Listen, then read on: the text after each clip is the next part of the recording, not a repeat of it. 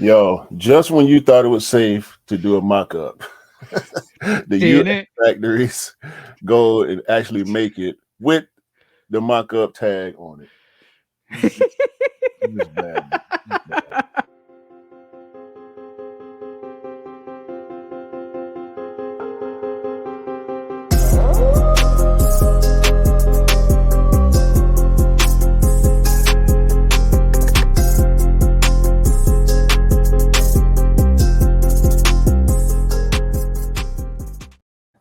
Hey, episode 53 is back, guys. And bro, let's just be honest, bro. We seen that from the UAs before. We see the House of Heat label on the back of that panel. We see the Z Sneakerheads was laughing at that yesterday, bro. He was like, they even did my signature and my at, bro. That's a You know what? The UA people should be charging these Instagrammers for that kind of marketing. No, because soon as they get ready to try to start charging, guess what's gonna happen to them? Lawsuit. Lawsuit. Cha-ching, lawsuit. Cha-ching, Hell, bro, lawsuit. how they gonna charge and they're making fake shoes, bro? Like you can't charge nobody nothing. You better just This make is the, everything you can make. this is why it's some dumb for goofy shirt. Boy, oof. I mean, that's so goofy, dog. Like that's maybe only the second time we seen that, right? Only second time I saw it.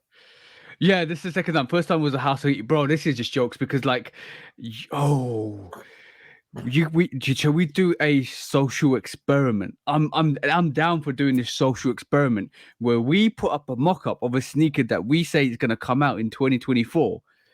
And let's just see if these UA people kind of replicate it for our logo at the back of it, bro. Let's be number 3.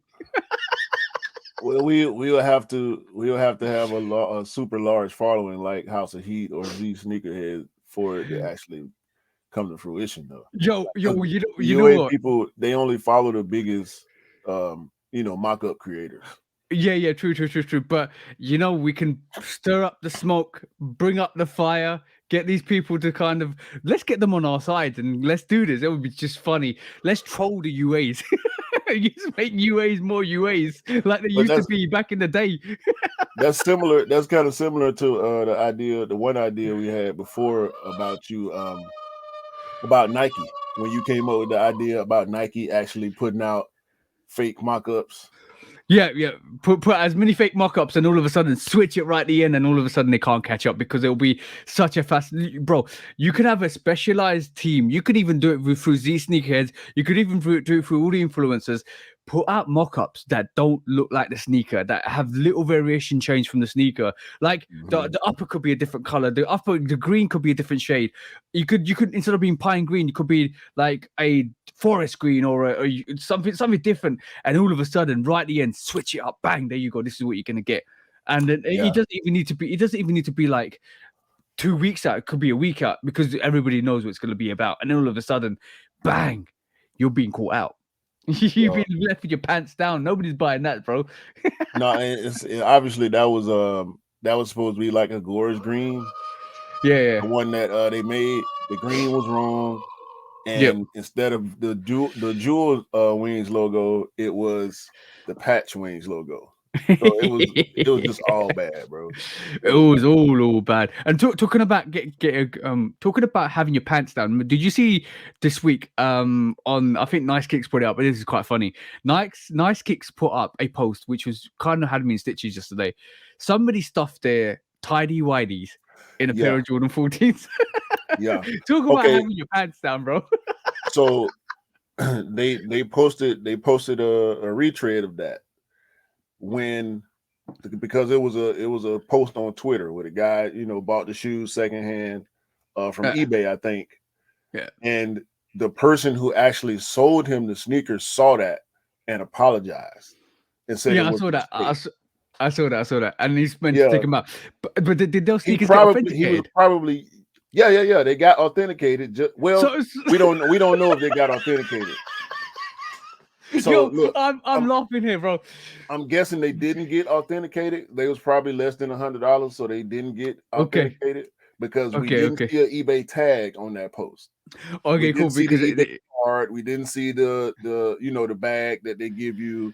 the blue bag, but the guy probably was had him stuffed for himself like that. He couldn't find, any loose paper, Yeah, yeah, yeah, yeah, yeah, yeah, so yeah. he just stuffed him with whatever he had close to him, and he meant to change it out before he shipped them, but he forgot. He forgot Bro, what he had him stuffed with. imagine, right, that you listed that product as a Jordan 14 tidy whities or a Jordan 14 pants. Yo, imagine you're the validator or a legit checker for that sneaker, and you open that box up and take the paper out. What are you doing, bro? What's your first reaction to that? You know what? And the more I think about it, the more I'm willing to bet that they were not authenticated because not too many people rock with 14s. Yeah, yeah, yeah, yeah, So the price was probably pretty low. It looked like an older pair of 14s. I don't even know that colorway of the 14, but the 14 wave was years and years ago when yep, people yep, were actually buying 14s on the regular. Like we only had maybe 5, 6 pairs of 14s in the past 3 or 4 years. yep, yep, yep, yep, yep, yep. So yeah, Well, it was probably less than 100. yeah, it just goes to show that before the last dance, the 14 last shot actually was on sale. So that Exactly. goes to show that goes to show what the wave of the 14 was before, and now it's picked up slightly, but I think it's gone back down to where it was before. Yeah, But guys, just before we carry on the podcast, please do like, follow, subscribe, come and chat to us. Let's have a conversation. Let's break it down on the podcast, guys. Check out the Shudo podcast. Check out the channel Love Kick Custom. Check out the channel 808 Kicks ATL on YouTube, on Instagram, on all the social platforms, and also we're on all the audio channels as well, from like Apple Podcasts, Audible, Google Podcasts, everywhere. We are there. We're getting a lot of love, which is great. And we're getting a lot of downloads. We're getting a good response from people as well. We're on episode 53. I think episode 8 should be coming up today. We're on time recording, but yes, just go over and check it out, guys. We're on all the channels, and some of the love was shared by the people that we know and the people that we don't. I talk to on a regular, and the people that I don't talk to on a regular, they are really, really kind of surprised at the quality of the podcast, which I'm stunned on. We've got better over the years. I'm gonna say over the year we got better and better, but they're all loving the first early episodes, which is amazing, and we're so humbling as well because it means a lot that all the hard work and effort we put into doing this for you guys is actually paying off because it means that you guys are liking it, and that's the whole thing, to keep it funny, to keep it quirky, and keep it interesting. That's the word, yeah, interesting for you guys to listen to, and some of the guys loving the conversation, which is good which is excellent because that's what it's all about. It's not for us; it's for us to kind of just discuss the certain subject matters, and you guys are liking it, and that's the most important thing for us. yeah. That's the goal. Yep. You mentioned interesting. If it's not interesting, it's pointless. You know what I'm saying? Yeah, Like yeah. that, the whole point of content is to draw some type of emotion, some type of reaction. And if it's not interesting, people not gonna last long enough to have that type of reaction to it. Yeah, I'm gonna also say that one thing as well is I would be interested to see if somebody's actually put like a bed like lullaby on their podcast and make people sleep for their podcast. Hey man, Rock look, my baby. I watch a lot of podcasts. Not a whole lot, but I watch enough podcasts to know what not to do. And Yeah, that's the main thing is to avoid what not to do. I think And I most think of we do a good job of that. exactly. I think from my perspective, I really do feel like we doing lives on Instagram and doing lives on like on the platforms has actually taught us a bit before we did the podcast, because like talk live speaking, podcasting, relative speaking, audience speaking is an art. It literally is an art, and you either know. I was nervous first time I actually did it, but you get better and better the more you do it, and Yeah, repetition is the key, and then you get into your kind of whole element. And I think for me and for yourself, we got into our element once we started doing the podcast more and more. um I found that was the case with that. I found my YouTube videos have got better and better over the time. I'm projecting more and more confident, and I feel that the more you do something, the more you gain confidence in it. And this is why I think when we started the podcast, we've been doing Instagram stuff, and I've been doing YouTube for a bit over like 6 months. So in relative terms, we had the confidence knowing that if we do develop something in the podcast, it was going to be relatively decent off the bat. See what I'm saying? Yeah. I mean, So we talk so much anyway. That was the whole, the whole thing. Once we started having more extended conversations, I was like, I think I found the person to do the podcast with. oh yeah, yeah. Just like the Instagram stories I dropped the other day, like yesterday. Was it yesterday or Thursday night? We were talking for we just caught up for a little while. To talk about just random stuff. I think you called me because you picked up the Jordan 1 mid, Yeah, Concord. And yeah, then I said, I was driving back and I was like, yo, bro, give me a second. I'm just in the car. I'll give you a call in 20 minutes.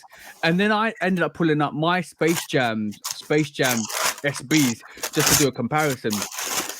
And yeah, for me, it was like, yeah, there you go. They are fire. They are actually fire. The more I look at them, the more I actually like them. We ended up doing a comparison, right? Because it was so similar to the SB Space Jams than anything else. But yeah, just such a dope sneaker. But yeah, it's stuff like that all of a sudden we're talking about, and we're having a discussion about, and then it goes on for hours. yeah. But now we do it on the podcast, so we still have those conversations, but we save a lot of our opinions for the podcast. So I think Oh that's yeah, that's even cooler to yep. have, to share each other's opinions on the podcast so everybody can hear it versus just telling each other and then doing a retread once we get on the show, because I really don't like repeating myself that much. Yeah. I think we save the juicy stuff for the podcast. I think Yeah, speaking of juicy, juicy stuff. Let's go. Quick strike bruh, time. Quick strike time. these Jordan 1 Zoom Comfort 2 Valentine Day, Yay. bruh, this shoe is so crazy to me. Like, good crazy. Every time I saw it, every time I see it, even from just pulling it up a little while ago before we started, every time I look at it, I like it more and more. I'm not gonna go It, for it though. is it?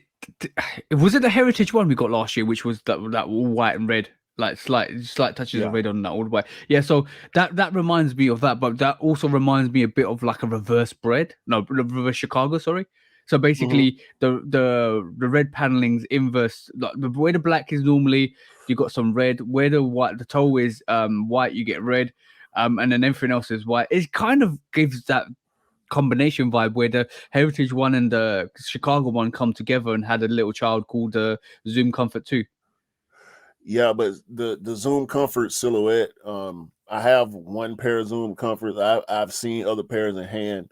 The quality on this pair, just from what I'm looking at on pictures, is way better. Like, this leather looks better, thicker cuts of leather, the tumble finish, but then the velvet, bro, the velvet on the toe, the velvet on the swoosh, and the collar. Ooh. It just look, and the perforations on the medial side, like everything about this sneaker, except for the writing on the back. But I understand it, bro. Look at the insole with the heart on it, the tongue with the heart on it. Yeah, Anytime, this is a proper anywhere, this is a stitched in proper across the Valentine's Day back. sneaker. This is a Yeah, proper bro. Valentine's Day Like, sneaker. I think they really hit out the park on this one. Yo, the bottom, bro, with that Yeah. exposed zoom. Oh my Oh, I god, see that. I see that. I see that. That's a proper Valentine's Day thing. The main question everybody wants to know really is how comfortable is a Zoom Comfort when you get the comfort on your feet to rock? it's better than the Jordan 1, a regular Jordan 1. It is, bro. It don't matter if it's low, mid, high, How A5. how many levels you talking about in comfortability? Like if you had a scale of 1 to 5, right, and one being absolute trash and five being super comfortable, like a New Balance on your feet that rock you, or a Yeezy It's a 350 five. Zoo. So five, you reckon five? Well, see And you okay, when so you. where does the Jordan One sit in that spectrum? I think Comfort, so the for comfort me, scale. Jordan ones are about a three. Like we know because technology is so much better, you can find a lot more sneakers that are more comfortable than the Jordan One. But when you think about like a Vans or a Chuck Taylor or any flat bottom shoes, but Jordan One I think is more comfortable than most other flat bottom shoes. Like even Blazers, I think are more comfortable than a lot of other flat bottom shoes. Yep. Zoom Comfort ones and the Zoom One highs are, I think, I'll go four. I'll say they're one level above the comfort, not on a level of a Air Max or well, I'll just say Air Max One because I think Air Max Ones are more comfortable than 95s. I wouldn't say it's as comfortable as a Vapor Max and anything like that. Probably not as comfortable as a Yeezy, obviously with the boost, and not probably not as comfortable. Well, yeah, I would say they're as comfortable as a Croc. Okay, cool. This is the new our new Buttercup shoe dog comfort scale. Yeah, I would say they're as comfortable as a Croc Yeah, in my opinion. But I'm gonna tell you my okay, cool. There's these three spectrums of a Jordan One in comfortability. If you want to wear it for short periods of time, I think it's a three. If you wanna walk around with it for a short period of time, I think it's a 2.5. If you want to wear it constantly for hours, it's a 1.5 to a 2. It gets really uncomfortable really quickly if you walk long distances than in the Jordan 1. So that's my retrospect. I want to see how much the comfort Zoom or Zoom 2 actually is. For me, the most comfortable sneaker I've worn is a Wave Runner. I think that's on probably on par with a 4. And I think anything above that is super comfortable. So I think that's my comfort zones. I do believe that if you want to rock a Jordan 1, I think 13s are for I think 13s, even maybe yeah, 12s 12s. are Yeah. 12s and 13s are like 4.5. But like I just want to kind of deal with the comfort zones of if you the comfort zones vary. If you're going for short periods of time, you want to rock a Jordan 1, rock a Jordan 1. If you are going to walk long distances, wear a comfortable sneaker. A comfort Zoom 2 is like a 4, and that's a massive upgrade to wearing a Jordan 1. Well, I rock Jordan ones walking the streets in New York late last year, and I didn't have no problems, bro. Like Jordan ones are comfortable for me. Maybe it's just my foot, Yeah. but I see a lot of people complaining about the comfort of ones, but I see a lot of people wearing ones too. A lot of people wearing Blazers and Air Force ones. You, I think it's a person to person thing. For me, Yeah. Jordan ones are all day comfortable. Sure, after a while, I for as far as what I have in my collection, most shoes end up being uncomfortable, with probably I'll say the exception of a Vapor Max. Yep. But any other shoe with just Air or Zoom, like you said, 12s and 13s, we know they got Zoom.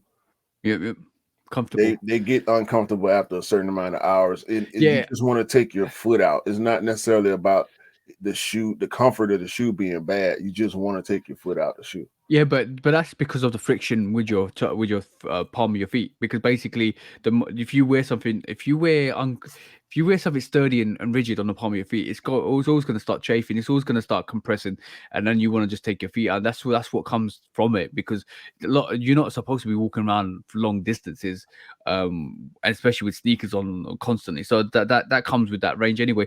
But in terms of just the sneakers themselves, I do believe everybody loves different sneakers. Everybody loves different kind of silhouettes. Everybody has a different kind of interaction with Jordans and any other sneaker. So some people find them comfortable, some people don't find them comfortable. It depends on the person themselves and the foot attributes and how they wear them. And I think that goes a long way because when you do a review, I don't like talking about if it's true to size or if it's comfortable because my true to size is different to somebody else's true to size, and Exactly. my comfortability is different to somebody else's comfortability. So when somebody asks, when somebody requests a question to me like, "Are they comfortable? Are they true to size?" My first instinct is they are to me, but you need to go and try them on and wear them and see how they fit for you. And my kind of advice to anybody that's looking to get into a certain silhouette that they don't know about. Get a cheap model, try it on, wear it, and then basically see how it fits. And if you do like it, go for it. That's a very, very, very important thing to kind of understand. And like I'm gonna give you an example. Wearing a Jordan 3 the other day, bro. I I'm so glad the Jordan 3's actually gone back to true to size because that tab rips into the back heel, my back Achilles, bro. That I Always was say that, bleeding. bro. I've never had that happen. I had it the other day. I actually was wearing white socks with my Jordan 3's, and it cut my. I was on the Tinker Freeze as well. Let me kind of bring them out. Hold on, 2 seconds. I've seen people make posts about it and talk about it a lot with 3s and 4s. That has never ever happened to me. I've never felt the back tab on my ankle at all. So I'm gonna show you, bro. Sorry, I'm gonna show you, bro. Look at the back. See. So I had to wipe it off a bit, but you can hardly see it. Right there is Yeah. that there is where I was cutting. But the thing is, the heel tab on that it sits higher than the actual, slightly higher than the Bro, actual I sneaker. got So I got Tinker 3s too.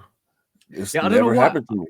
I don't know why it just happens to me, and every time I wear it, then what I kind of realize is a bit of advice for anybody that's wearing it that actually kind of ends up cutting their feet at the back with the back tabs. What I recommend you do is put a plaster over your actual Achilles at the back heel. So when you wear it and that rubbing that causes from that actual panel stops, it doesn't happen. So you can also buy stuff that actually helps you prevent that, so that you can actually put it at the back of your heel. Because I love these Tinker Frees and I'm not going to stop wearing them, but there's techniques of putting some protection on the back of your feet to actually stop that rubbing from happening. It doesn't happen with Jordan 4s. It happened with certain Jordan 3s, and I'm glad that they reduced like the if you see the Tinker Freeze at the back, that tab sits higher. So whenever every time I walk, it compresses into that and it kind of bites into the back of my foot. So from that aspect, I would say I'm so glad that Jordan 3s have actually gone back to OG because the tab sits lower and it don't happen with the newer sneakers, but it happens with the older ones that where the tab sits higher than the back leather panel and it does cut. And I really forgot that it does happen with the Tinker Freeze. So next time I wear anything like an old retro or like a 2015 onwards retro of a Jordan 3, I'm definitely gonna put like tape on, especially with the older versions. The newer versions they're fine. The older versions it just hurt me. I don't know. I don't understand how that happened. It ain't never happened to me. But bro, what they say? What do they normally say? Pain is beauty. Beauty is pain. You gotta go through it. Be Nah, a I ain't soldier. going through that. Ain't going through none of that. Next topic. I know we both wanted to talk about this. Dior 3D printed boots, bruh. Okay. What is this? Why is this? I don't know. I don't know, bro. Is it a fad thing? Is it something that they're actually doing just because they? I'll share my screen as well, guys. If you listen to this, go and check out the Dior 3D printed sneakers because I'm fascinated because I know I know Adidas have tried it and don't they call it 4D sneakers? Yeah, they do it on midsoles. They don't do it on the Yeah. actual uppers. This is a fully 3D printed weave. I don't know if it looks rubbery. Actually, you know what? I had a pair of work shoes, steel toe work shoes that had rubber, like a rubber coating that kind of resembled this, but this appears to be a fully 3D Look at that. printed Look at weave. that, bro. Yeah, I mean it's see through. You know, Yeah.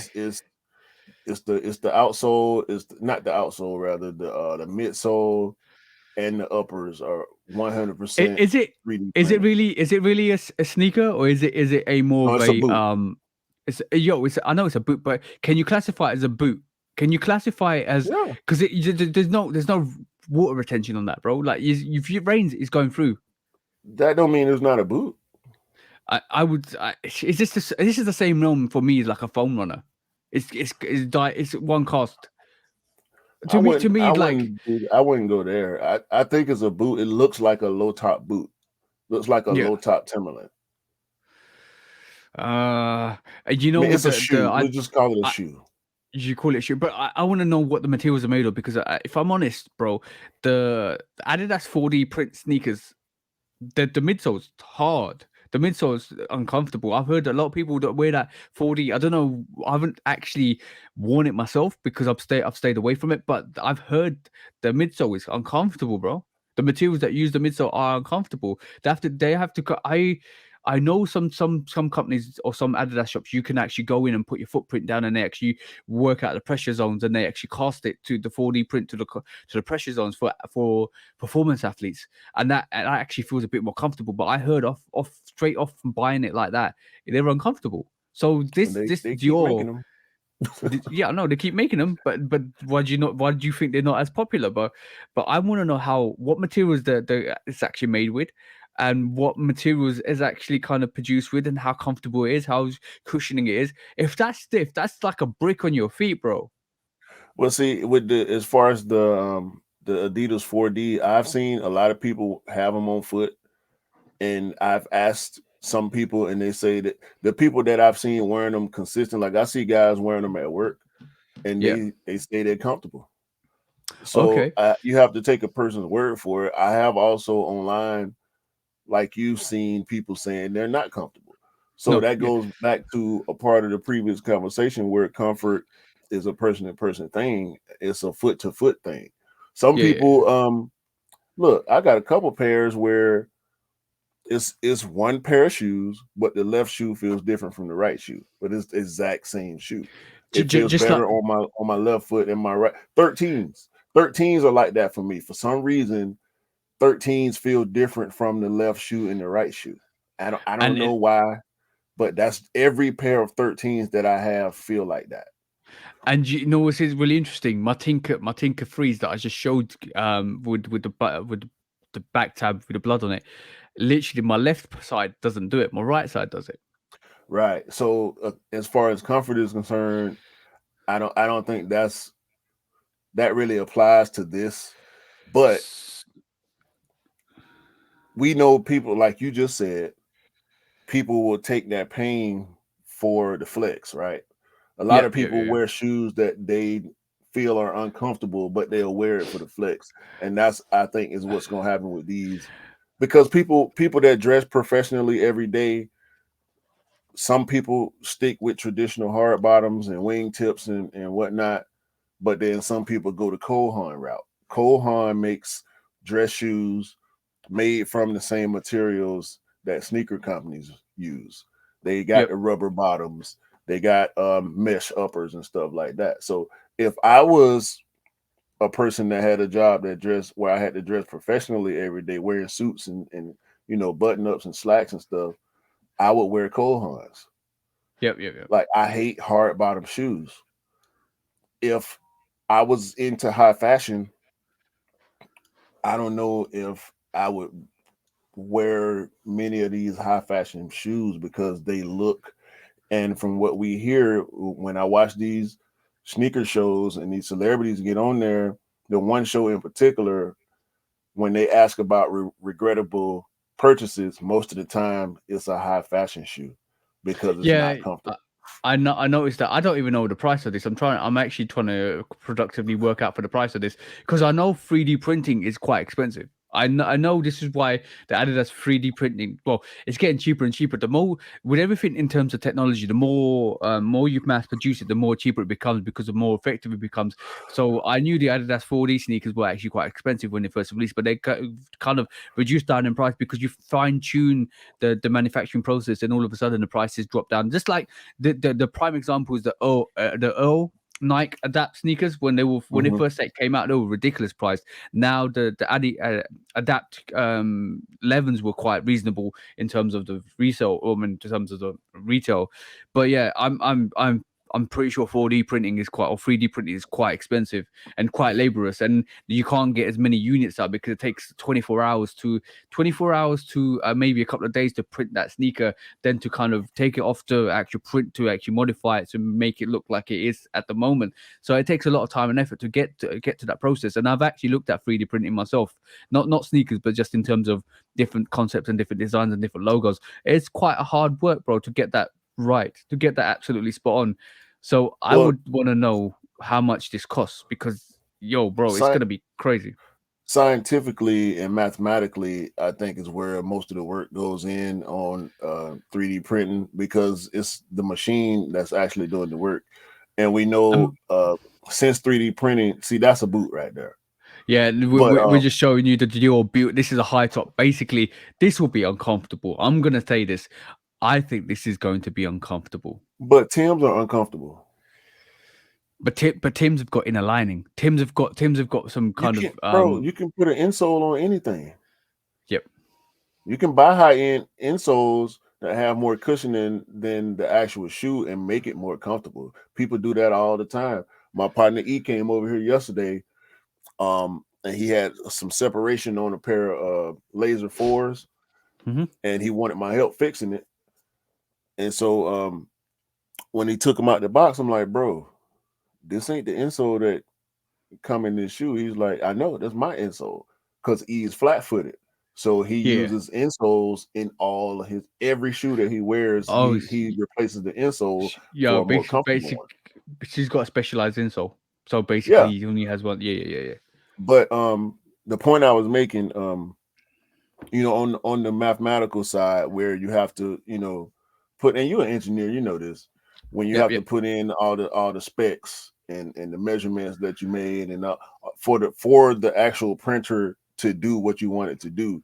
I think that's more of why these things are more expensive, because as we progress, 3D printers are becoming more available, and the Yep, more yep. companies that create 3D printers for sale, is going to drive the price down, because the demand is then going to go down because the supply is going up. You see what I'm saying? Exactly that. I just I'll be interested to see what happens with that, because basically I wanna know what the price on that Dior 3D printer is. If guys, if you It's know, going to be high let because it's a Dior. yeah, no, it's gonna be about £1,000, I reckon. Me personally, I think it's gonna be £1,000. But moving on to another quick strike today. I wanna talk about this topic because we've been talking about this recently for quite a while, and we both had opinions on this in prior to this discussion. But let me share this, bro. Listen to this. Let me know if you can hear this. But listen to this, bro. I wanna know what your opinion on this is, because it's quite interesting. This is extremely lazy. I'm not gonna lie to anybody. So the reason why I picked this color for friends and families because it's so minimal pairs. They found it albino lobster. There's also one with these crazy hairy claws that's like prehistoric. The story wasn't there for me. I couldn't do anything with it, and I was like, "There's gonna be one shoe that's limited that won't kill people to not have." I'm like, white might be the easiest to cope with. This is extremely. So basically, Dean Point had come out and said he chose the white lobsters to look like the white lobsters, friends and family, because he couldn't come up with a concept for it. And because he couldn't come up with a concept for it, he thought white was easy. But he even admits it's a lazy design. So, what's your opinion on that, bro? I agree with him. He could say that freely because he is the actual designer. Um, he he's acknowledging his own laziness in that concept. I understand the concept because I do know for a fact that there are albino lobsters. They're Yep, rare, yep. which makes sense for that shoe being in friends and family. From a rare animal to a rare sneaker, that's a sensible concept, right? That's a The that's a good fact that transition. I like the way you put that. I do like the way you put that, because it's very rare in in nature to have about Right. albino lobster. So he made the white lobsters rare. So I can dig that concept. But Also, carry on. with the furry claw, I've seen that on one of these nature shows, one of the multiple nature shows that you can find now. I've also heard that before. So he's factual on everything that he said there.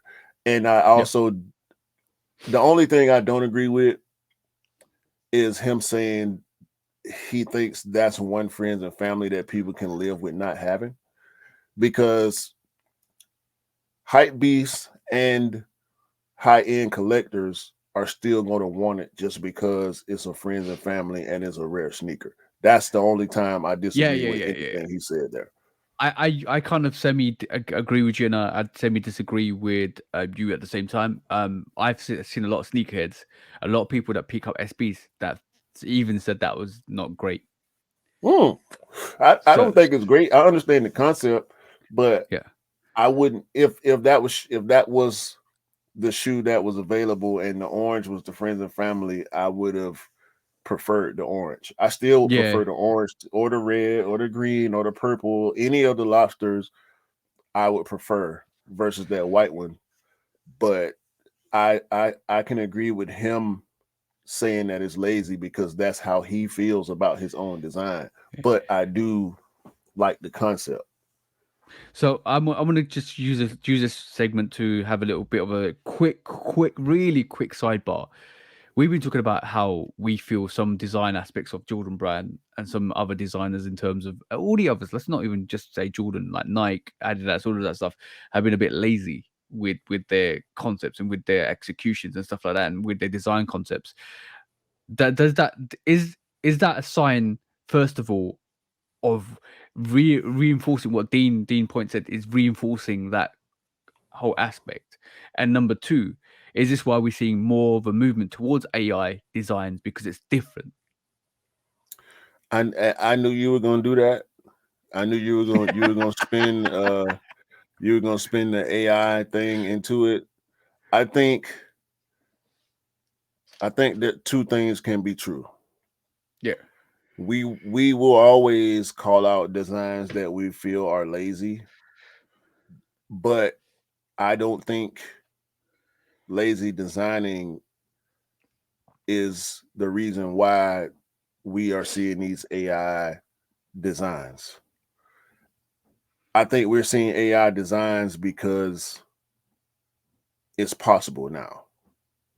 People Yeah.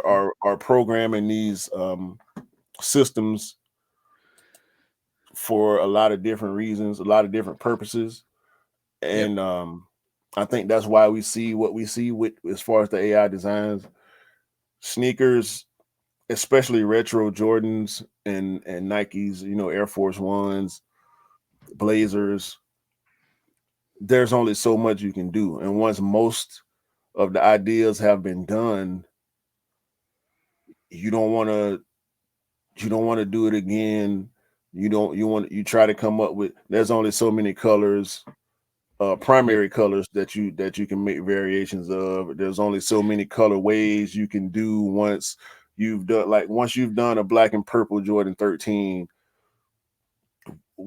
how else can you spin purple on a 13? How else can you spin orange on a Jordan 1? We've seen 5 different orange Jordan 1s. Let's just What be honest. else can you do Yeah, outside of going outside the box? You know what I'm saying? yeah. I think just on the, if you go to Angeles at this moment in time and look for a red Angeles paint, there's 5 different variations. That goes to show you how many different variations of just little touch ups that will change to make sure it's just a bit different from the OG, But bit red is different from the red. original. Yeah, red is red, but you got chili red, you got varsity red, you got fire red, you got, bro. There's different variations of shade University of red. red. Yeah, but University red is red, yeah. red. When you're looking at a Red is red. shoe, okay, the Jordan 4 with all the different colorways of 4s that include red, Hmm. it's just red. When Yeah, when you look at it, you don't know if it's varsity red or university red or fire red. It's just red. Yeah. Until you see the color code, then you say, okay, and then maybe you can compare it to a shoe that has a different variation of red. I'm talking about colorways in particular, and when we have this discussion, Yep. colorways, not variations of colors, unless it's extreme, like I'm a Monier 4. Like that's a really, Violet. really weird color. Violet or yeah, violet or is it not even it's a very pastely purpley or violet, yeah, Yeah, see what I'm saying? yeah, Yeah. and I think as a result of the materials and the creation of that hue for that collab, for that Yep. colorway.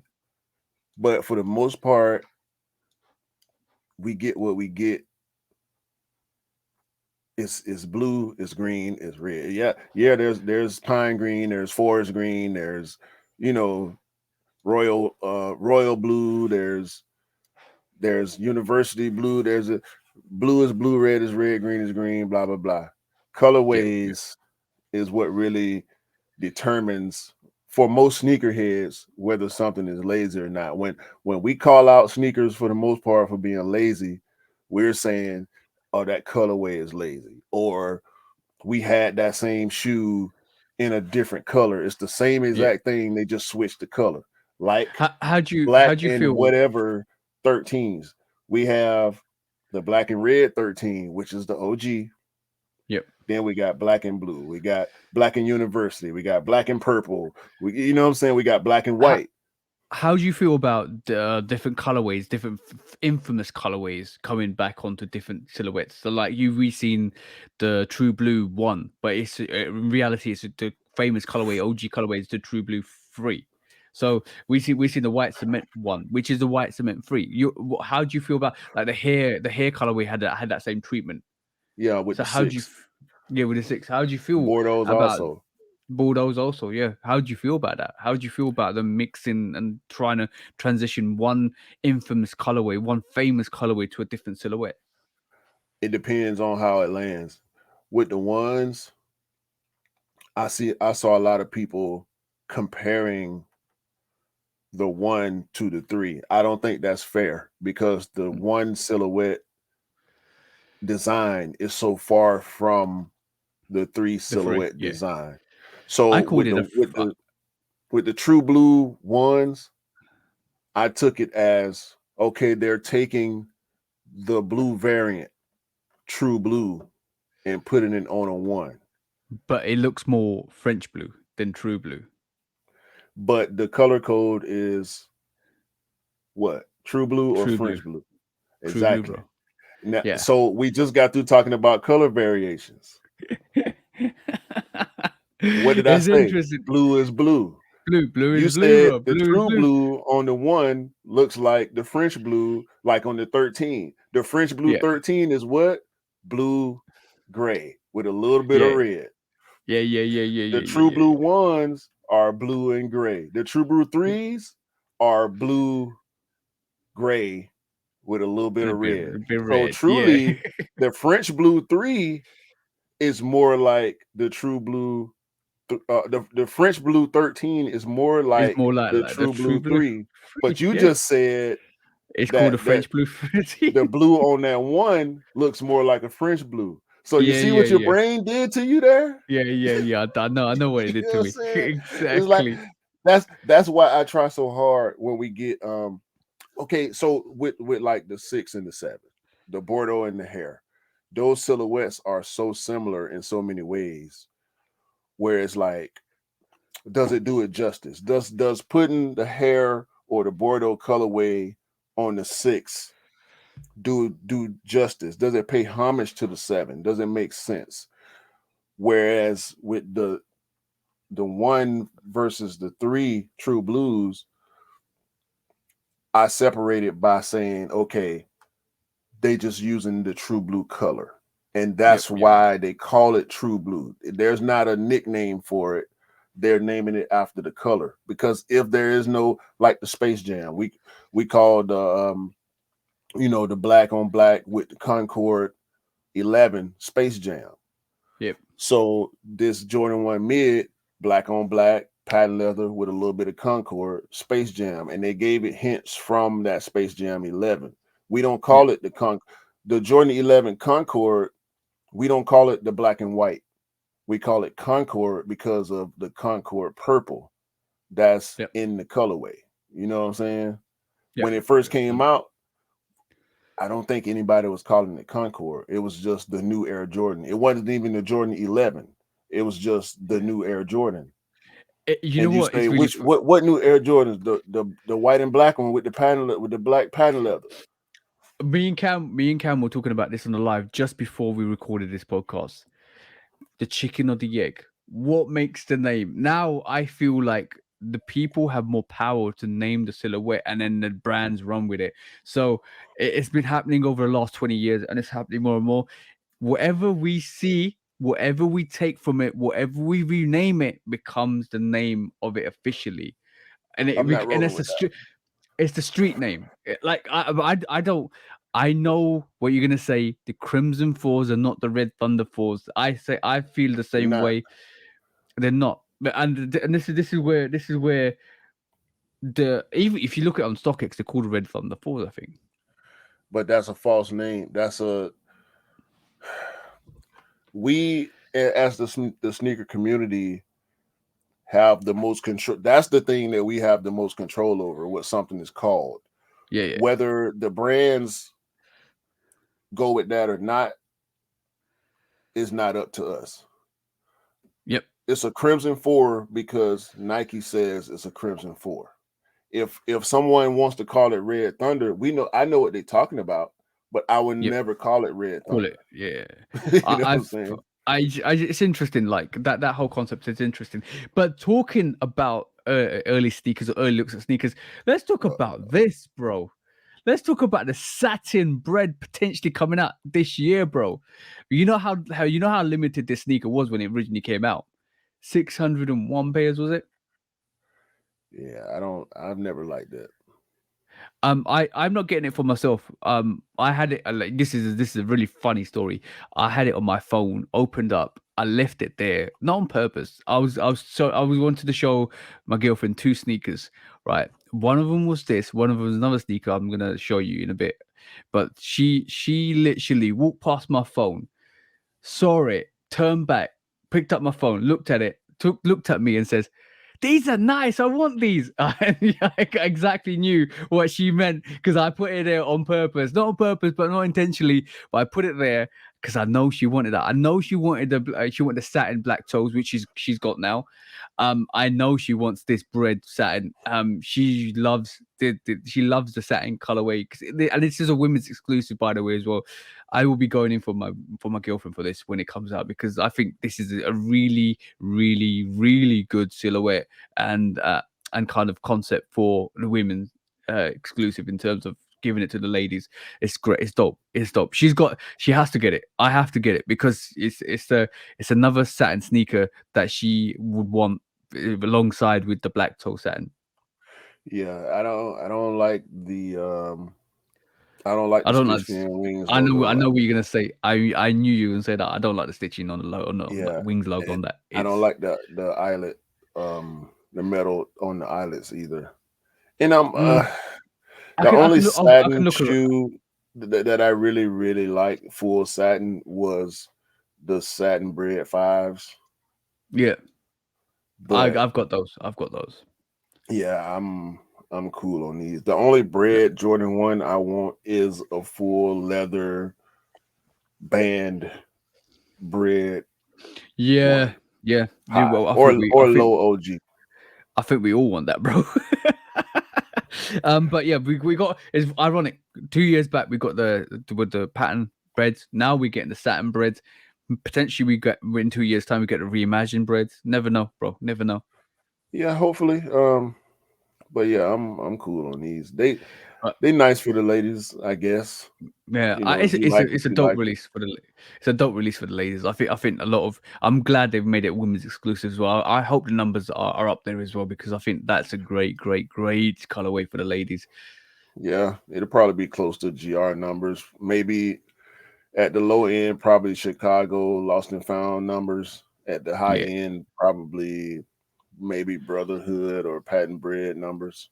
Yeah. I think all the small feet gang are going to eat these like properly because I think they'll be quite. I'm going all in for my missus, by the way. No, it's gonna be a lot of dudes buying these too, and a lot of Yeah. resellers trying to buy them up too. Yeah. I wouldn't be surprised if they end up being like a pattern bread value at the end of the day. Once all done and dusted for the small Yeah. feet. For the small feet. Next up is bro. I'm excited about this one. The Fair Free, bro. I don't care about This, I like these. Cam pulled them out on the live today, and with the orange laces, bro, that's dope. That's super dope. I want them. I'm all in. I'm invested. Take my money now, bro. Take Yeah, my I money don't now, bro. I don't care about these at all, man. They cool, but they not for me. I won't. This is one release I'm definitely not looking forward to. Yeah, I like it. I like it a lot, and I I like think I my will cool definitely go for. grays a lot better. I like the wolf grays more than I like these. That's a good convo. That's a good trio. Look, I'm gonna. Okay, cool. I'm not gonna do a loose, choose or dump because I know what you're gonna dump. You're gonna dump these in the first place. But what are you choosing? The wolf gray or the cool gray? Cool gray. Yeah, I like that. I like that thought process. The cool gray is so dope. Like Cool gray this, is my favorite gray Jordan 3. you know what this is, right? The cool gray is one of my favorites, but this Fair Free gives me a grunge look. Gives me like more of a London vibe grunge look. Yeah, they look dusty to me. And I dig that. I do dig that. I think it's a sneaker that you have no qualms in wearing instantly, rocking it, and if it gets dirty, you wipe it off and you move on because of that black upper or that dark gray Yeah, upper. it's more like a charcoal gray versus Yeah. wolf Uh, gray or cool gray. Yeah, I don't. And the thing is, let's be honest. Like with the cool grays, it's got some of the attributes. I'm in terms of the eyelets being orange and stuff like that. It's got something in there that pings it out like the cool grays anyway. So it's kind of got that little bit of that vibe. But that charcoaly gray, I'm digging. I like that a lot. Yeah, but this is more white on the cool gray, which I think Yeah, is part of the reason why I like them more versus that just lighter tone of gray in general. yeah. I might have to switch out the laces for orange laces if I'm honest, because it will pop that sneaker. I like the way Cam rocked it. It's a dope release. Next up, bro, something that's been announced recently. It is the holiday releases for the 11s, bro. What are you thinking about this Neapolitan ladies exclusive 11? I can't think nothing right now because they got to figure out which mock-up they're gonna go with. Are they gonna go with the pink with pink or the a little brown, bit of brown, or a lot of brown with a little bit of bro? pink? It could be totally different. It could be totally different to any of these mock-ups. We could get the mesh in that. Bro, we could have a trifecta of colors on that. We could have the mesh on that being pink, the mocha on that brown, the pattern leather, and then we could have that white on like we see it in terms of the midsole and the sole outsole. We could have that brown on the outsole. We could have that pink on the outsole. We could have anything. This is just the mock-up. I'm intrigued to work out what's going to happen with this sneaker. But I also heard you might not have heard it. The DMP on the uppers is going to be leather rather than mesh. I'm cool with that. You cool with that? Yeah, It's almost like that cool grey sample which is all leather rather than mesh. yeah, I'm cool with that. I roll with that all day. Yeah. I'm getting more excited for those DMPs, if I'm honest. Very, very excited for those As long DMPs. as they ain't got that Jordan fine on there, I'm cool. Scrub it out, bro. Scrub it out, bro. No, I dig it. I dig it. Let's just see what happens. I want to see official pictures because I hate doing stuff on mock-ups. I'm over the years I've got more and more fed up of looking at mock-ups because they never come true. It's all to build up the anticipation, but sometimes when the execution ain't built up for the anticipation, it just flops, and I hate that. I want the official pictures. I want to see what it looks like. I want to see how it looks up on feet. The I one wanna thing rock I will say with it. about these, they better have a white outsole. Yeah, maybe, bro. Maybe, bro. Let's just see what happens with that. I'm intrigued. I'm invested. I think the next one I want to quickly show you, bro, is something that's obviously high end fashion. It's got a lot to do with everything nowadays. But I want to show you this, bro. The Tiffany Air Force Ones. That is not high end fashion. That is sneaker culture at its finest. Um, Mhm. Not an Air Force One guy. I say that all the time. These are hard. Yeah, I like these. three I hundred fifty like dollars hard.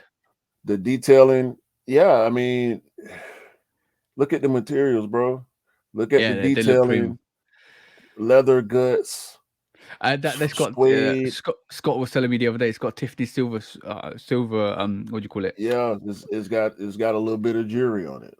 Yeah, So I I'm liking these, bro. The laces. 4 sets of laces as well. I would probably go with the Tiffany blue laces. If Yep. I were to have these, the Tiffany badge on the tongue, the leather lace Dubray instead of the Air Force One on it, just blank leather Dubray Yep. on that bottom lace, bro. These hard, bro. The leather guts, Yeah. the leather back I, tab. These Scott fire. was like, I need them. I said, you want them, bro? Yeah, I need them. I said, I got you, bro. Don't worry. They fight. That should tell you something. It's an Air Yep. Force One that Scott is going for. That should tell Yeah, you something. that's the dope. I respect it. I do respect it. But yeah, that's coming out hopefully soon. Let's just see what happens with that. It's going to be really hard to get these. It's Going to be super really hard to premium, get. bro. Yeah, Super super premium. premium. Next quick one I want to show you is this is coming back around. The Spider-Man Multiverse Jordan 1 OG highs are coming around again. I'm seeing more on feet again. Um, Basically looks like May 20th is when it's going to come out. Are you starting to change your mind on them, or are you actually still got that same incentive with them? I got the same energy on these. The actual pictures of them. Come to find out, we were actually seeing real pictures of them the first time we Yeah, saw them. a lot of people thought they were fake, bro. It's like, what the hell is that? You know what? As one sneaker that shocked a lot of people the way it looked. Like, really? Yeah, I'm getting used to the way they look. I still think they dope, but I still think they're not for me. I think they did that on purpose. I think they knew that the Jordan 1 multiverse Spider-Mans were so out there that they needed to show first looks, because if they dropped that closer to the release, if they dropped that in March time, knowing that in April, May time, this is coming out, 20th of May is that sneaker is supposed to due to come out. A lot of people would be detracted from that. So they dropped the first looks early last, late last year, so that people knew exactly what was coming out. And I think it kind of it's one of those sneakers that it's gonna grow on a lot of people when the release comes. It's growing on me right now. I just thought to myself, maybe I will go for these. I'm dead serious, bro. She dogs. Looking at them on feet right here, and this is why I love House of Heat, because when they get them, they always put them on feet, Yep.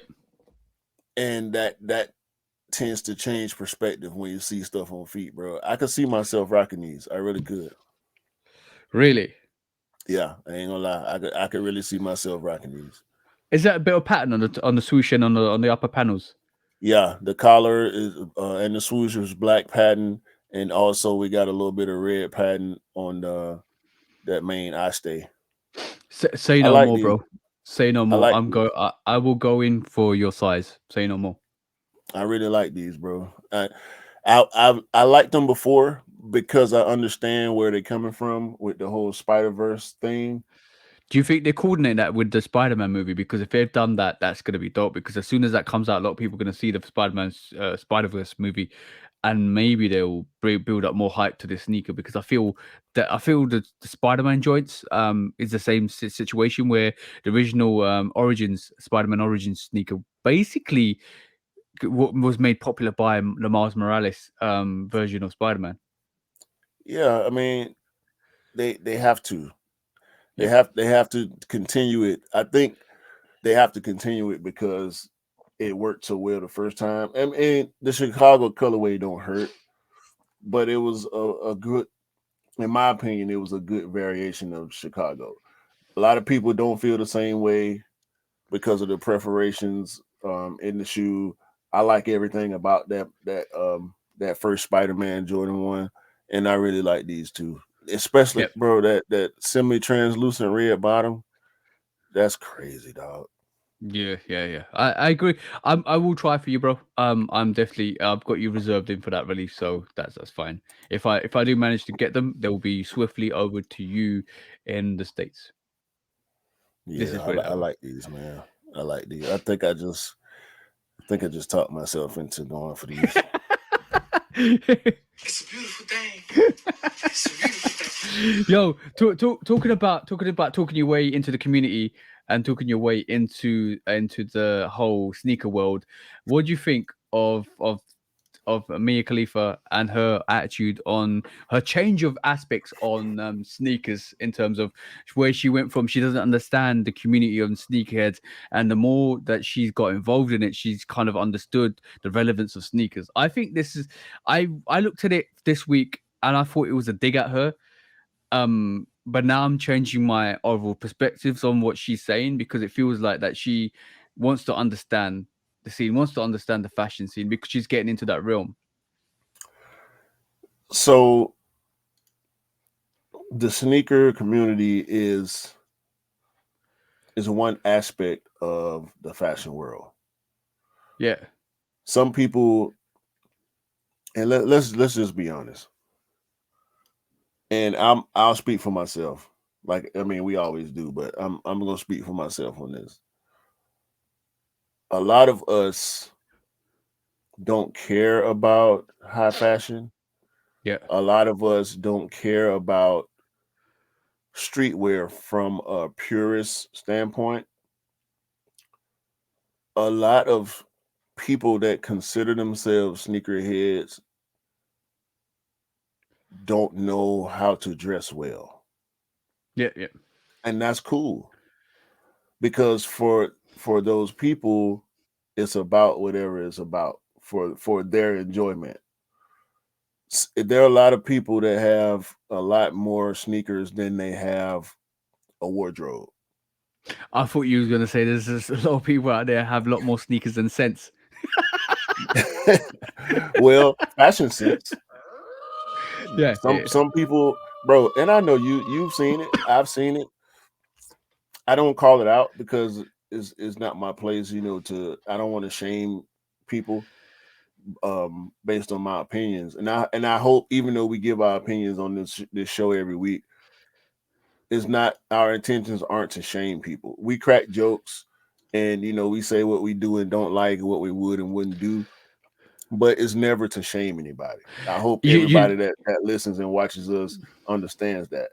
yeah. But if she doesn't understand sneakerheads from a purist perspective or from a style perspective or from a ethics perspective, maybe she's not well versed enough or immersed enough in the sneaker community. Yeah, I think I always try and do more research on the stuff now than ever before. But what I was reading a bit of the article about it, and I think this I'm going to share this with you. This was put on Nice Kicks this week, and I think the comments on here, like people lost their minds about me bending the toe.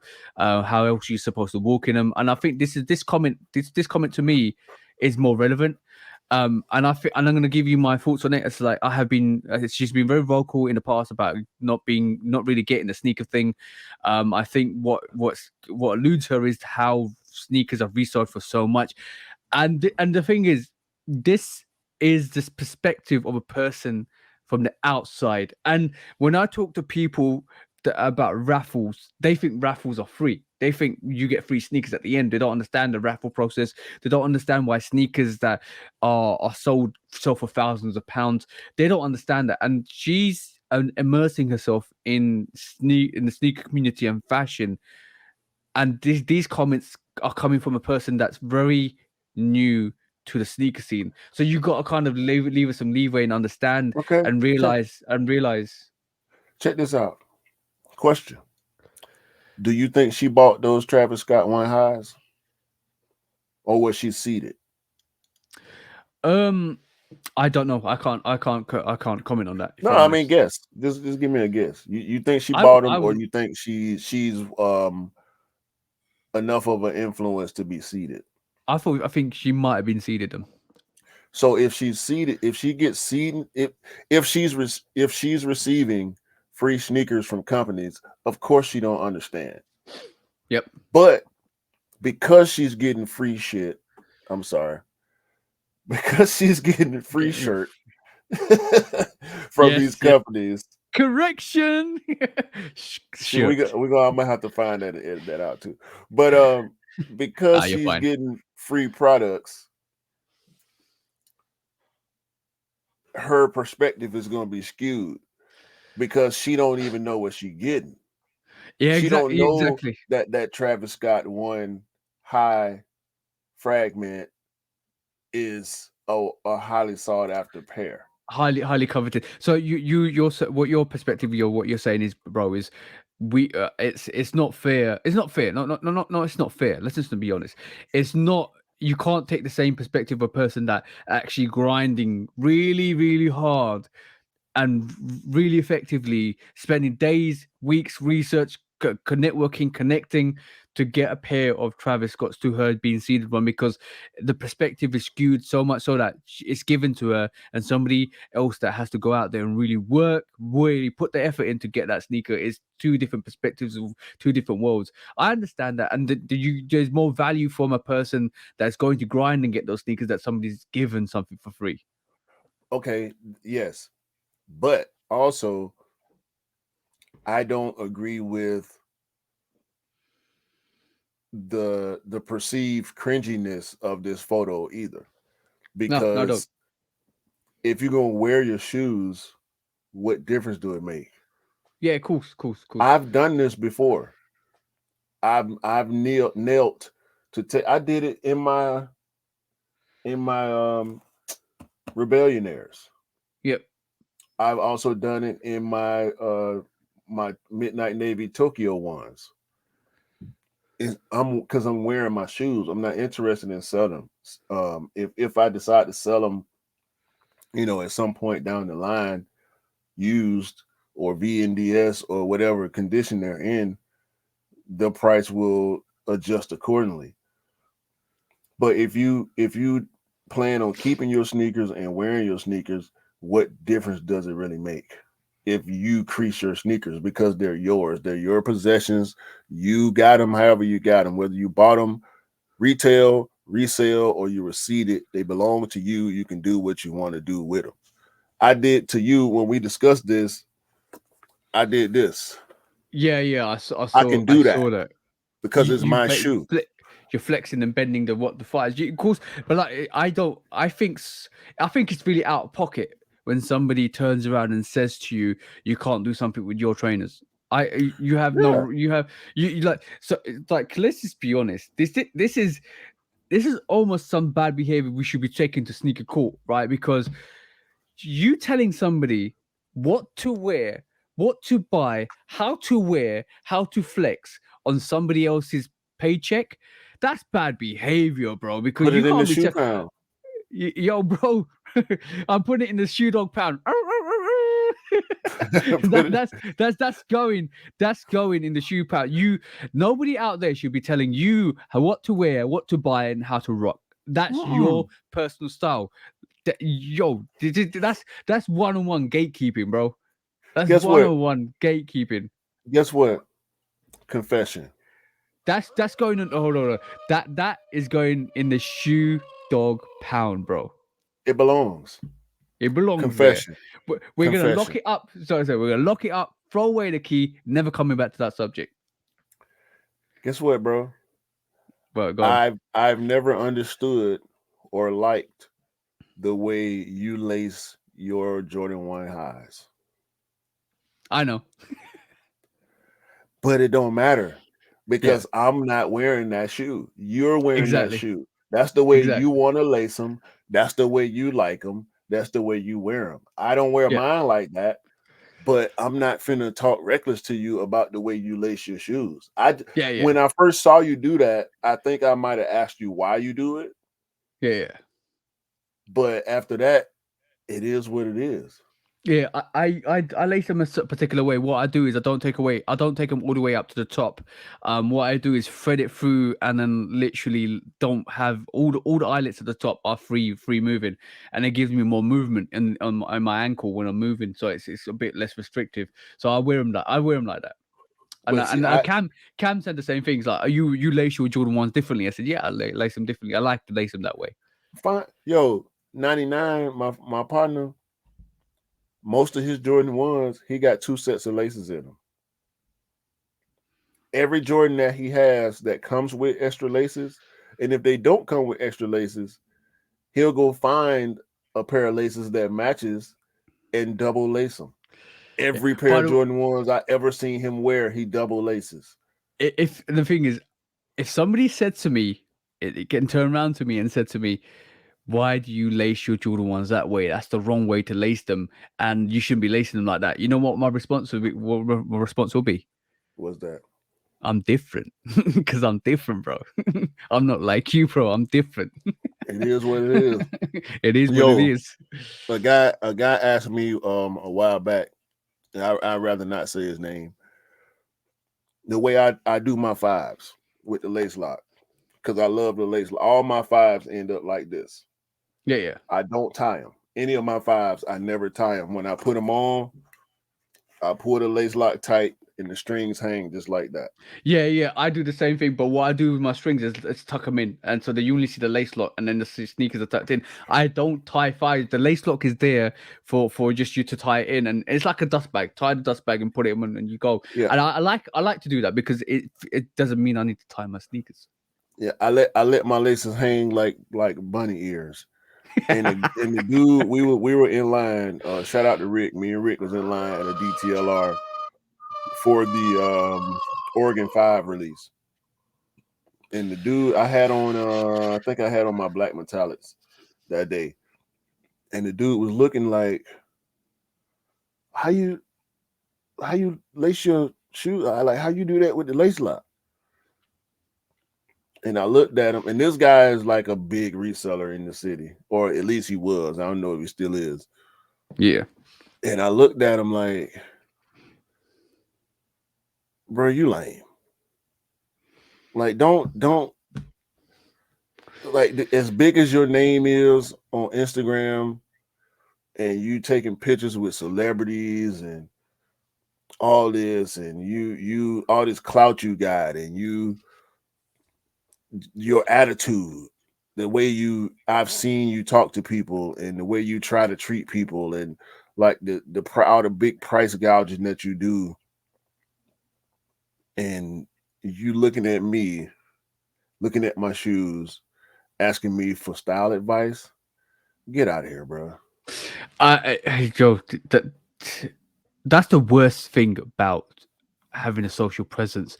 We've seen I'm going to quickly touch on this. We've seen this. I've seen a lot of gym behavior activity that is so bad. You pretty much probably have seen it recently. I want to mention this because I think naming and shaming on social media is such a bad thing to do because you're bullying. That's a form of bullying. That's another subject that belongs in the dog pound because that needs to be eradicated. Filming somebody and shaming somebody is horrendous because especially if you're going to show their face, it's horrendous because you're bullying somebody. Yeah, And it's mob mentality. Saw it this week where a lady actually kind of filmed herself and saying she's been sexualized in the gym because of this guy's not looking, that basically concerned that she was talking to herself in the gym. And he wasn't even making it bait. He was doing his workout and is glancing from time to time, and she felt she was unsafe. What are you trying to prove here? You like somebody filming somebody saying, "No, that's not the right way to lace your sneakers." That belongs in the dog pound, bro. That needs to be put away and locked up and never come out, and maybe even put down to death. That whole process is clout chasing 101. What are you trying to yeah. prove to people?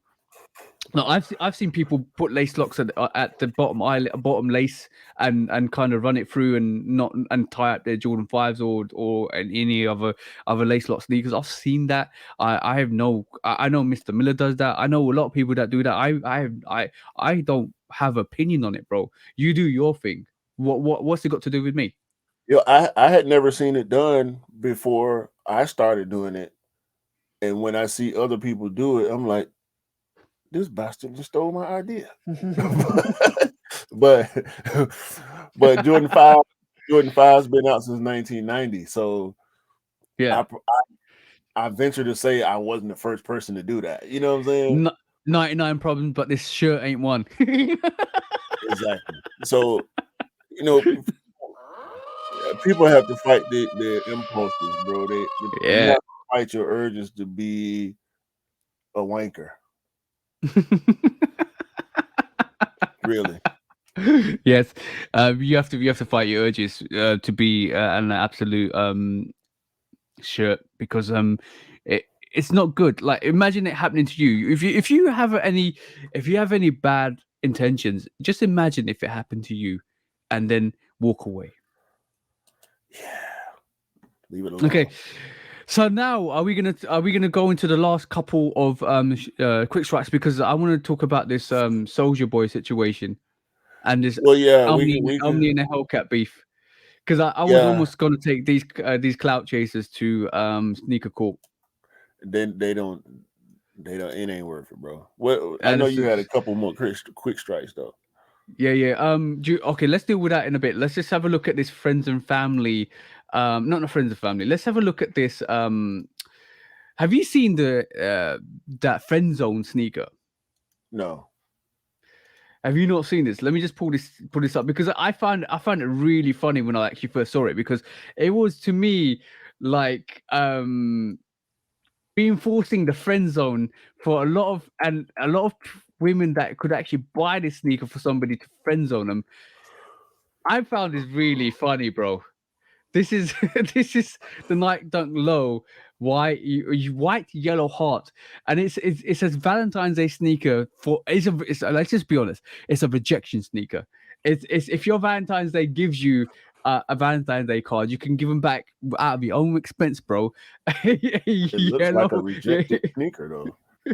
yeah. Like, what's up with the outsole in that picture, bro? Like, is this picture distorted or what? Like, I don't know, bro.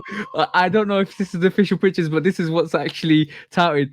Yo, if you get you guys, I feel sorry for you. And ladies and gentlemen, I feel sorry for you if somebody gives you a yellow heart for Valentine's Day. Because apparently this sneaker dictates that you've been friend zoned and you have no chance in hell on going on a date or even making your advances to any of your people that you're interested in. Because yo, is this me or is this like a troll from yeah, Nike at the moment? this cap, bro.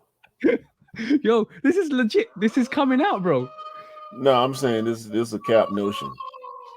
Like, why make a friend zone sneaker, bro? Like, what? I This don't is know. lazy. It's an all white dunk with a yellow What heart would you on it. do? Like, come on, bro. What would you do if you got this for your missus for Valentine's Day? She would slap you, bro. Dog. I'm laughing. I can't believe they did this. I can't believe they formalized the friend zone with a sneaker, bro. Yo, you know what worst thing is? Nobody's gonna be out there wearing this yellow friend zone sneaker because they don't want that kind of heat, bro. No, some people will. Some people want to be in the friend zone. I also believe in some cases, only in special cases, friends with benefits is a different realm of the friend zone. Oh yeah, I do. I feel this sneaker is gonna be best served for besties, where some guys or some guys will buy it for their other mates, or some girls will buy it for their other female mates. So that oh yo, we're best friends. This will turn out to be like a bestie sneaker rather than a friend zone sneaker. I hope it does because that's trolling. That's trolling, bro. Like you can't design a sneaker that you've especially for some guys and some girls, being friend zoned is a very hurtful thing. and Yeah, to kind of make a sneaker based on it. I just feel we should just call this the bestie sneaker. yeah. That's why I said there's a cap notion in general, bro. Like that's a bad Yeah. idea. Friend zone, like that's a huge troll, bro. Nobody, that's not cool for anybody that considers themselves or has found out that they're in the friend zone that they don't want to be in. That's not cool, bro. Especially that's messing with people's feelings, Yeah, and that's I'm insensitive. not yeah, very insensitive. Like I could, bro. I know this Valentine's Day there's gonna be a lot of memes of people giving this sneaker, the friend zone sneaker, to their besties or their people that they think that have interest in them, and it's gonna be heartbreaking when people like the expression we saw for the sneaker con raffles. We're gonna see that more and more for when this sneaker gets pulled out. This is I not just, cool, bro. bro, it's not. I think it's a bit bad The from yellow heart, bro. Like the forever going forward. significance of the yellow heart is now like Friend zone. before it was the yellow heart was to represent your love for Kobe, the yellow and Yeah, purple hearts. yeah, I don't like this, dog. yeah. I don't You and like me both. yo. Ye- Imagine how many people finna start getting yellow emojis now. Yo, Yellow yeah, heart emojis. yo. Like imagine Valentine's Day. All you see is yellow hearts all pair all the way through, and Instagram and social media. Yeah, yo, bro.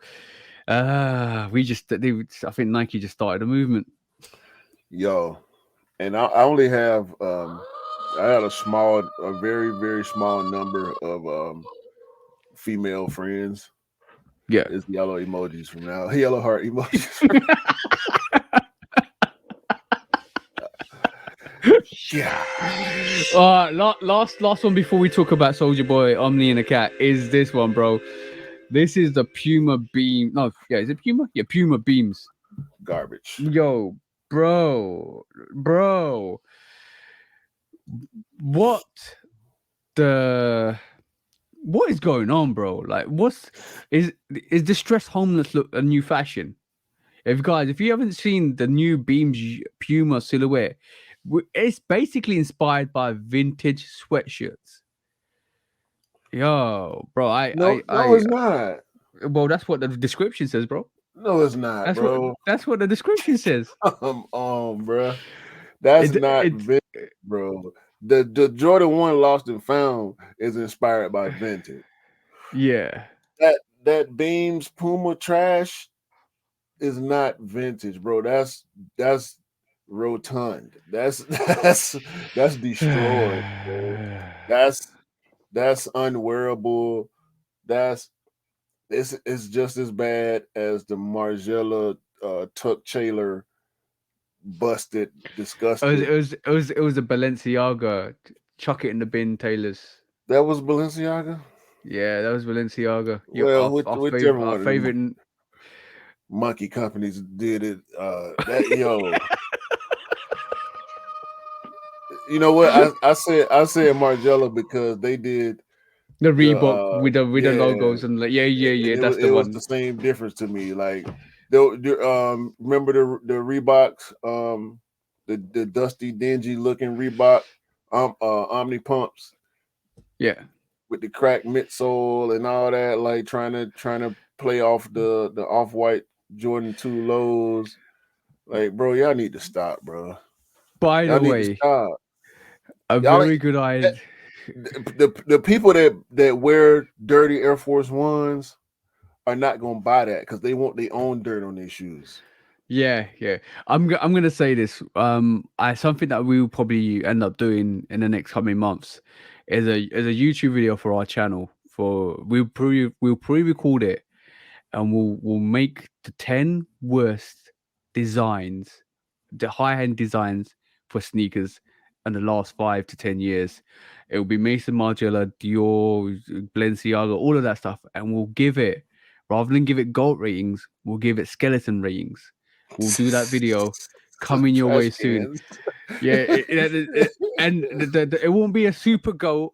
It'll be trash can water like Mike Rich says, because I love No, the way he no, says that. no, that's his thing. We're not gonna That's his take his thing. thing. We're Yeah, going well, to give no, it we're skeleton. not doing We're that. gonna give it a death rating. The literally death rating for these sneakers where they deserve to be. Because at the end of the day, bro, No, we do need they to do go? Do we need to a top 10. if we gonna do that, since you just love giving away all our ideas on the podcast, if we go do that, we could either go we can go from trash can to landfill. Trash can being regular trash and landfill being like it shouldn't even exist. You know what I'm saying? And what is a super death or the ashes dust to dust? The crematory. Yeah, Put it in the exactly. crematory. Exactly. Well, watch out for that video that's coming soon. But yeah, bro, like I think we need to do it. I think we need to kind of readdress this climate of these high-end sneakers and how absolutely horrible they are. Horrible, bro. Garbage. Top 10 worst sneaker high-end fashion sneakers coming your way soon, guys. Watch out for the video on YouTube. None of which we will have in hand, by the way. Yeah. We will not have these in hand. We're not paying $750 or £1,000 or wherever you want to claim the sneakers are valued at. With, you know what? It's to me, it's like the less materials it's got, the more expensive it is. Air is costing money now, bro. Why? They're gonna start selling soles with just laces. £2,000. And laces. £2,000. Yo, wasn't that what the Romans used to wear back in the day? No, they actually wore sandals. Sandals, yeah. Sold with laces. they gonna find a way. They're gonna find a way. Watch. Especially after what we saw last week at the fashion show, bro. They're gonna find a way. Yeah. Anyway, we got this this foolishness going on between Soldier Boy and Ami in a Hellcat. I will not play this video. I will not play any of the audio because the language in these videos is not the type of language that we're gonna have on the podcast moving forward. Yep. However, if However, y'all listening and watching this, if y'all not aware of this story, please go and research this story for yourselves. It is 100% jokes. Like, especially from Soldier Boy's standpoint. And we know Soldier Boy is a liar. Okay. We're just gonna say it.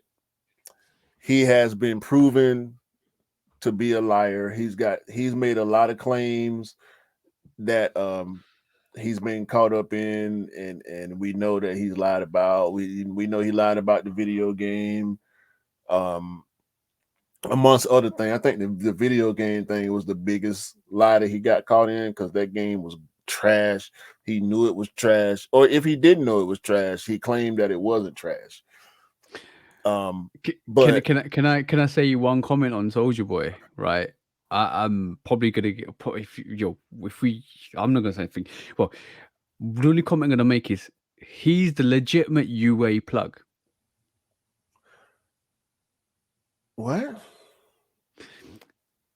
He basically brought a video console to the mass audiences. Yeah. That is sold in the black market. Yeah. 100%. He's a legitimate UA plug. 100%. That's what I mean. That's what I mean by that. Yeah. So that was the biggest controversy that he's had.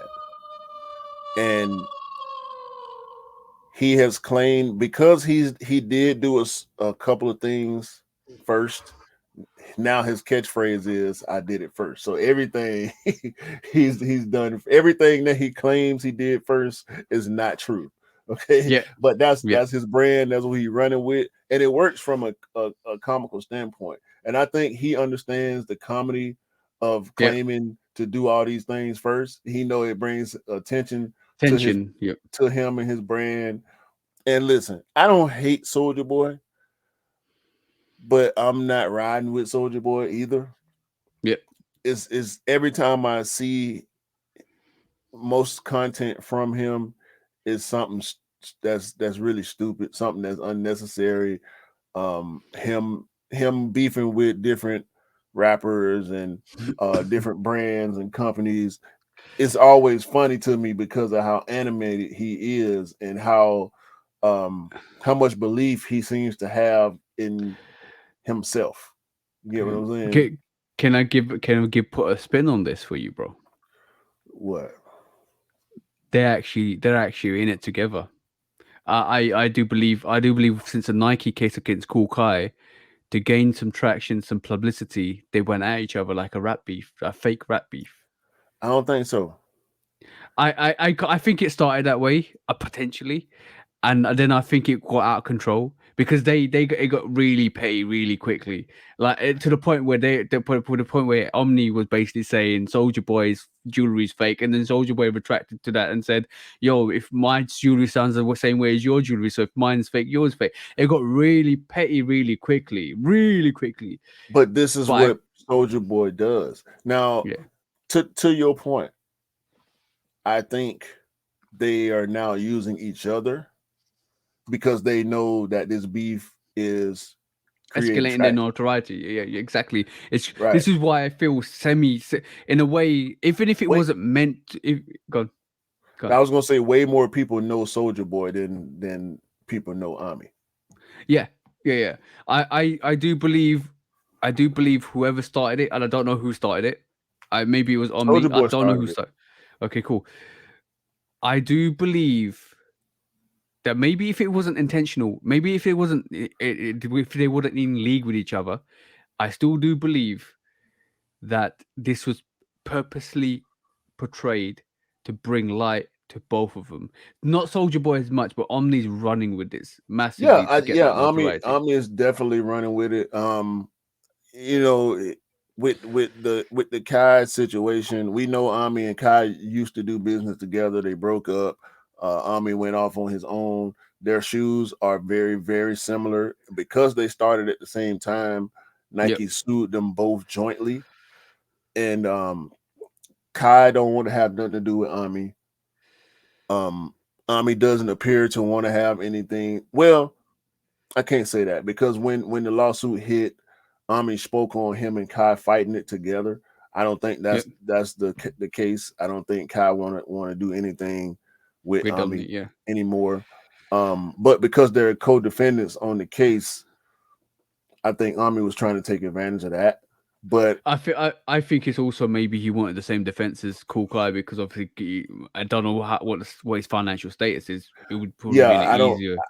I don't know. I know Cool Kai makes a lot of money. We don't have, I'm not pocket watching none of these people, so it appears that Ami is doing well for himself too. But Soldier Boy started it by coming out and saying Ami reached out to me to offer help with my shoes, which are not good. Oh, Soldier now I Star, remember. Sorry. Sorry to cut you up. Now I remember it because I remember it wasn't Soldier Boy. Omni made a video. I see it. Omni made a video and said Soldier Boy's reproduction or replicas of that silhouette is trash. Nobody's buying it. Nobody's buying Soldier Boy's sneakers because only person that's wearing that is Soldier Boy. That's what but Soldier Boy reacted to. no. Soldier Boy started it. Soldier Boy was making the shoe is called Soldier Star. It's Yeah, not a Soldier good Star. looking shoe. Isn't that close to Bape Ami, Star? no, Ami reached out to Soldier Boy, supposedly, says Soldier Boy. Ami reached out to him and offered his services to Soldier Boy. Yeah. Soldier Boy declined, his help, and nothing came of it. Until this Nike lawsuit happened that Soldier Boy went online saying, "Ha ha, you you hit me up asking me if I want your help, And you got but laws. Oh yeah, yeah, now yeah, you're yeah, getting sued by Nike. So yeah. that's what Ami responded to when he said, Oh yeah, yeah, Soldier yeah. Boy's shoes are trash. He's the only one wearing them. His jewelry's probably fake, blah, blah, blah. And then Soldier Boy came back. And that's what you were saying when Soldier Boy said your jewelry sound like mine. So if mine fake, yours must be too. Yo, Because yo, and that was goofy, in my opinion, for Ami to say your jewelry sounds fake. Like yeah. all y'all jewelry sound the same, bro. How can you tell if something is fake by the way it sound on somebody's neck in a video? Like, come on, bro, that was goofy. Yeah, That was it got really petty. pay. It's very pay. Very, very Yeah. pay. So now they taking shots back and forth at each other, and it's really funny because Soldier Boy is a funny dude. He get real animated. He get real loud. He cussing a lot. He talking reckless. He flexing. It's hilarious, bro. You know what? You know what? Even though whatever Soldier Boy does, he's very good comic relief. It's Yes, funny. He goes after rappers for making beats that he says wasn't he claiming about ghostwriting for some famous rappers as well? bro. Do you remember the Breakfast Club interview Yeah, where he had I on the kind of Gucci bandana? I And vaguely remember that. okay, so he went on the Breakfast Club, and this skit, the segment of him going crazy on the Breakfast Club has been parodied so many times, bro. Sometimes good, sometimes bad, but he had on a Gucci jacket and a Gucci bandana, and the the most notable part of it was when Charlemagne mentioned Drake, because Drake did, I guess you can call it a bite. Technically, you can call it a bite, but Drake started a song, "Tell Me What's Really Going On." Yeah, yeah, yeah. Drizzy back up in this thing was Reddit, what's happening. That's how Soldier Boy started one of his songs back in the day. Oh, yeah, yeah, yeah, yeah, And so when Drake was brought up, Soldier Boy famously go, Drake, Drake, yeah. Drake, what you Drake? And it was just so funny. He just kept saying his name like Drake. What you mean? He stole my line from my song back in the day, and blah blah blah blah blah, which was true. Yeah. But Soldier Boy is not on the level of Drake, bro. No, no, no, Just no. because he used one of your lines when he was first starting his career, Yeah. bro. We 10, 15 years later, Drake is arguably the biggest artist in the world. He's up there Yeah. with the Bad Bunnies and the Beyoncés and the Rihannas. Like, you He can't he he made it touch he this made it guy. okay. Drake, you know what Drake did? Drake made it okay to sing and rap at the same time. It made it more He acceptable. did. Yeah. He did. And he converted R&B into hip hop and infused it. And that's what you got to respect him for. And calypso and reggaeton and everything That's the else. one. That's the You one. know, He's. Even though I rock with Kendrick, like 100, 100, right? I still think Drake did a lot for music in his time, and in he terms did. of he's very diverse in his whole spectrum of music, which is good to see. And which is, Yeah. I do love the old Drake when he comes in and does everything. Like the old Drake first couple of albums, you were dope, bro. Were dope, dope, dope. So, but the whole situation with Soldier Boy and Omni and the Cat. No, it's This is what jokes, bro. happened. This is what happens when you start clout chasing 101. Yes, yes. Um, like I said, so Soldier Boy started it, which is very on brand for him. Ami responded, is bringing attention to Ami. I don't know if it's good, going to be a good or bad thing for him business wise moving forward. But for Hmm. Soldier Boy, it's definitely a good thing for him business wise because he seems to thrive off controversy. Yep, yep. I don't know if the same thing would be true for Ami, especially with this ongoing lawsuit. Yep. So speaking of ongoing lawsuits, Yeah. Oh, we got into some main topics here today, bro. no, Main topics. this is the main topic. This is the main topic for today. I have delved into this, and So have I. I have literally got my opinion on this, bro. And it might be controversial, but I do feel there's some remits where Nike are bad, and there's some remits where Bape Star are bad. So if you guys didn't know, Nike have officially come out and they are suing one of the biggest trendsetters from the 2000s, early 2000s to the late 2000s, which is Bape Star. The bathing ape is getting the treatment. Let's just say that. So with all these lawsuits, from John Geiger to Warren Lotus to Kool Kai and Lil Nar, we always wondered, why hasn't Nike sued Bape? Do they have an agreement? Does Bape pay for the patents? Is Nike getting royalties? Like, Yeah. why is Bape continuing to be able to create these knockoffs of Air Force Ones, Jordan Ones, Dunks, and Air Max 90s to a certain extent, Air Max Ones to a certain extent?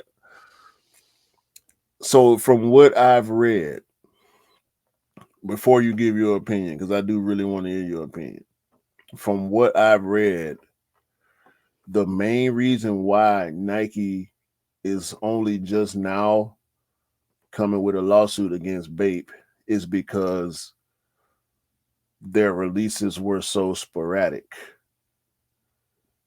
that Nike didn't feel it was worth going after them, because they Yeah. only released every so often one colorway here or there. And now in recent years that Bape has consistently produced different colorways of the Bape Star in particular. And I've seen it especially in the past year, where Bapesters are releasing Brett on a more regular. and more frequently. Yeah, they becoming very regular releases.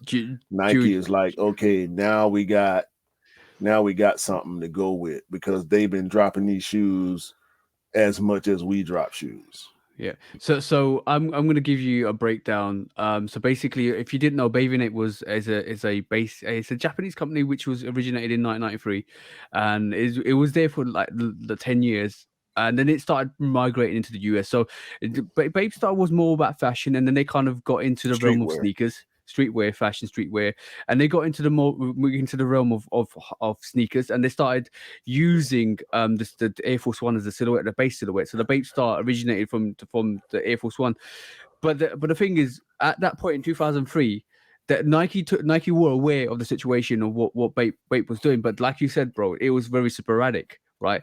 And then they sat down with, I think they sat down with Bape in 2009, in 2008, 2009, and at that point, I think they had a couple of stores in the US, because I think in 2003 they started to migrate into the US a bit more. And I think in 2008, 2009, Nike sat down with them, and they kind of addressed the situation with Bape Star. And you found from 2008 and 2009 onwards, I think the owner of Bape sold his actual company, and they started to retract their sales in America. So their stores start to close in America, right? From imagine being there from 2003 to 2010. They were getting a lot of celebrities come through the door to get their Bape Star, because it was very similar, very similar to their sneakers. It was more premium. Lil It was a Wayne, high end. Kanye, Yeah, Soldier exactly. Boy, for real. Exactly. So what happened with the situation was, when Nike approached them and sat down on the table, they retracted their kind of sales in the States. They actually changed the model of the Bape Star to look a bit different, and it didn't do well either, right? So there's two factors there. First of all, they came into the States in 2003, started to do their thing. Nike approached them in 2008, 2009, had a conversation. They retracted their stores in America. and they didn't start selling Bape Stars in America. Then they changed the design, and then all of a sudden, recently, right, they went back to the old heritage design, and obviously the companies was brought out past 2010, and the new owners are reproducing the old Bape Star, knowing that the popularity with that in 2021, and they started to increase their holding in the states, and that is an issue. That's when it becomes an issue, because when Nike's official statement in 2009 was, this company doesn't do the same numbers or is irrelevant to the releases to be a threat. And now it's changed, because now in 2021 they bought up a lot of stores in America, bro, to actually do their releases. They've upped their increase in sales, and they've upped the increase in production of the Bape Stars. They're more regulated. Yeah, that becomes a massive issue to Nike. Well, that's one point. That's the one aspect of it, right? So that's what I've heard. That's what I've read. And if you guys haven't read the complex article, go and read the complex article, because that is a hell of a lot of information that you need to take in. So all the points I've just said to you is in that complex article.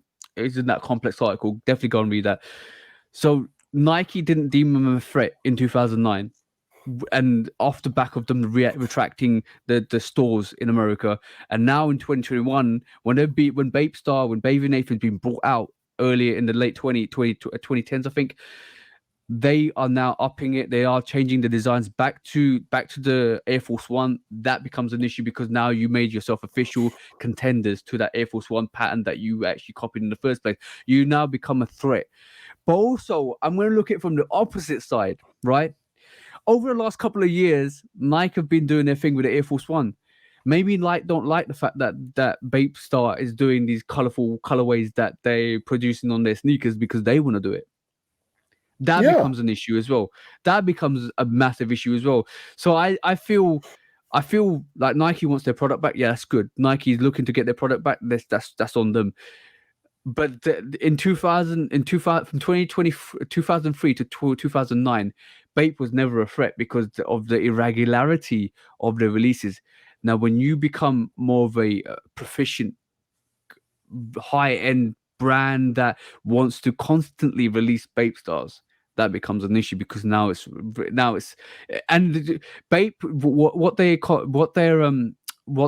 argument was, or what Nike's argument was, is in 2009 was, only elitists knew what Bape was. The regular sneakerheads weren't getting confused with Bape. Now they are. I don't think people are necessarily confused. Not us. The regular consumer. Bro, that's the argument that Nike put forward. That's the argument. That's the reason why they said in 2009 they didn't want to sue them. They didn't want to go up against Bape. But the problem now is, right, John Geiger won his case, right? That John Geiger is not. I think Warren Lotus won his case as well. They're not high. They haven't got the muscle or money behind them. Bape do. I don't, bro. When you look at the patents versus the products that are produced, it's just biting. It's bootlegging, whatever you want to call it. If we look at this graphic that we got on the screen, we have all the patents from Nike that they're alleging were copied. The Air Force One low and the Bape stuff. The Air Force One mid, Bapester mid. Dunk low, Skatester. The Air Force One midsole design in general. Then there's the Jordan 1 high and the Courtster high. Jordan 1 low and the Courtster. And the Courtstar low. Bro, it's biting. Of course like it's everybody biting. else. Just like Lil Nar, just like Warren Lotus, just like John Geiger, just like Kool Kai, just like Ami. It is what it is, bro. And when you play with people's property, this is what happens. Yeah, I truly agree with you. But now the muscle mount, and I'm not talking about muscle mount, the financial financial power that Bape has, Bape and Ape has, is totally different to John Geiger or Cool Kai, or because Bape and Ape is a renowned streetwear fashion. They have money to back their words, and more. I'm not saying the other people don't. This you're talking about John Geiger, Warren Lotus, Cool Kai, they're individuals aspiring to become a Bape. You might have that money, but you don't own that patent. Yeah, of course you don't. Of course you don't. So did anybody that's wondering why Nike didn't sue Bape or go after Bape in between 2003 and 2009 is because Nike didn't deem them a threat, and unfortunately, that's the most interesting part about it to me. Yeah, and interesting wise, and it's really interesting how Bape has flourished over the years to become the financial strength they are, and now it's a problem. And we've seen Bape collab with other shoe Yep. companies. Yep. Especially Adidas. Adidas. Yep, bro. Yes, now, yes, I know. Now we know why Bape has never collabed with Nike. Yeah, I was under the impression, just guessing, that Nike was either letting them slide, which we now know is really the truth, or there was some type of arrangement between the two companies. Yep. And Nike just been letting them slide because they didn't feel like it was worth it. Yeah, and I think Nike have reassessed that equation massively, because if you really think about it, they let Bape slide in 2003 to 2009. And now they're not letting anybody slide. They're going after everybody because they know if you give somebody a foothold in your streetwear and high-end fashion, they will literally have a stronghold in the future because they'll have the financial might to fight you. And Bape is one. Ameri, I think, is another one. I don't know what the agreement with Ameri and Nike is. I have no clue. I need to do more research on that. But if they have no agreement with Nike, they are coming for you. I do believe every high-end fashion brand is taking off the Air Force One or the Jordan 1 that haven't got agreement with Nike. Nike is coming for you. But I also believe it's really funny that the Bape Star did a collaboration with Adidas, which gave Adidas a little bit of an Air Force One, didn't it? Really? No, it was the Superstar, the shell toe. Okay, cool. That's the most famous Adidas Bape collab. But imagine if Adidas did a Bape Star collab on the Bape Star, which is pretty much an Air Force One. No, it was a brand collab. It wasn't a silhouette collab. They let Bape come in and do designs on existing Adidas silhouettes. Adidas would be very, very stupid to try to do a Bape Star Adidas. Adidas knows better than that because they know patent laws, just like Nike does. If anybody tried to replicate an Adidas patent, they would issue lawsuits the same way Nike is doing now. I feel that Nike has now made their mind up that they need to go after everybody that's copying their pattern, because you can only lessons learned is a massive thing. You learn your lessons from your experiences, and one of the lessons from Bape is they should never have let them slide. Should never have let them slide. And they're trying to put out any smoke before it becomes a fire. Yeah, and Bape or Bape and Ape is a massive fire, and bro, big fire. Bape and Ape is big fire, and Bape and Ape high streetwear is dope. I like it. I like the camo effects. I like the Bape. I like seeing the Bape and Ape in the camo. It's dope. It's a great concept, great design.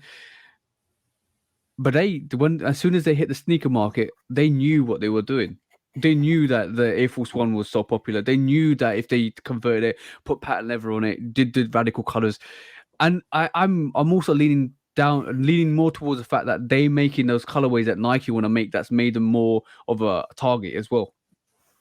Because you seen the Air Force One that released last year. There's so many different colorways. Yeah, look at the undefeated. That to remove the swoosh, put a Bape star on it. It's a Bape star. It looks exactly the same.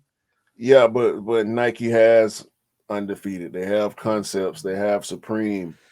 Yep. And other, Pata. They have other streetwear companies that they do collaborations with that gives them that dopeness, that gives them that stamp that Yep. Bape could also provide. But for whatever reason, Bape they wanted it for themselves. They wanted to, take the silhouette and have it for themselves, just like others. I, And I, s- I still believe, and the ironic statement from Nike was, "We're taking all the profits." That was like a declaration of war, bro. That to me was like, yeah, you did wrong for since 2003. We're coming for all that profit. So, and unless an agreement's been done, unless an agreement's been done with Babe, I just feel, I said it last week. I just feel like Nike's gonna go after all of these high end fashion brands or these streetwear brands, and make them a target, and then basically ask for a profit by leasing their patents. and they want to stop it from happening in the future without their approval. And that this is why they've actually gone after the Cool Kai's and the Warren Lotuses and the John Geigers and all of that stuff they made. And you know what? The thing is, I say that John Geigers won that battle or the Warren Lotuses won that battle. Not really, not really, They because just didn't lose. they just didn't lose. They had to change the design aspect of their sneaker, and changing one aspect of the sneaker. And what Bape has learned, or if you monitor the Bape Star, once they changed the Bape Star to look different to the Air Force One, it didn't do well, bro. And that's the reality of the case is, if you go and start changing the design aspect of a sneaker by little magnitudes, it didn't do well. It did I not do think well. So I believe this is the design that you're referring to. It's like a yeah, mixture of the three silhouettes. It's like a Dunk, Air Force One, and Jordan One all put together. yeah, that And didn't it's do well. It didn't it do well looks at all. it looks so weird. Like we Yeah, yeah, know you can see certain design cues from the silhouettes, and they just don't go well together. yeah. Even though the three people like like Warren Lotus and John Geiger didn't lose, they probably could lose in the long run because they can't use that silhouette. Everybody knows that silhouette, the Jordan 1 silhouette, the Air Force 1 silhouette, the Dunk silhouette. Everybody's used to it. When you're not you when it's I'm gonna put it in a light way. It's turning that pattern that they've used into looking more like a UA than it is. And then people don't vibe with it. That's what happened to Bape Star once they changed that Bape Star pattern. Because it And looked more like a UA. that's the trouble with people. I understand people wanting to take inspiration from the brands that they love and do their own thing with them. But when you're taking directly, meaning designs from these companies, like shout out to G Squared. Bro is doing his own original designs and he wants to bring it to the world and he wants to be accepted for his own designs. We Yep. know he loves we both know him personally. Yep. We know he loves all a lot of different brands and silhouettes from the brands. He's not going that route. And No, I he's think he's making a smart very for that. unique sneaker here. He's making a very unique sneaker for himself, building off Yeah. his own ideas, which is probably the way to go. Um, I just think, me personally, Nike haven't lost in this situation. Nike's actually Nike's learned from the whole Bape situation that we don't need to win. We just need to make them change their design, and we've won already. Like, Yeah. let's just be honest. Like, if you look at the historics of the Bape sneaker, the Bape Star, and it being so popular for about 6 years, and then all of a sudden the retraction from the states, the change of the design, and why do you think Bathing Ape has gone back to the traditional Bape Star? Because the change in design didn't work. Yeah, and they're no easier to get than other retro releases either. Yeah, So exactly. I don't want to hear the Bape fans come out and say, "Well, I couldn't get Air Force One, so they Bape studs ain't hard to get either." No, I mean, they're not easy to get either. yeah, So yeah. that argument from a fan perspective don't work. The same thing with fans of Cool Kai. Them shoes ain't easy to get. No, no, They're they're not. more expensive. They're not easy to get. So I don't like to hear that argument. As far as designs and colorways, that kind of is what it is. We talked about laziness earlier in the podcast. You can call it what you want to call it. That's a matter of opinion. Um, Yep. but when it comes to, if I had a successful product and I owned the patent for it, and somebody was out there biting my stuff and Mm-hmm. replicating my stuff, I wouldn't like it either.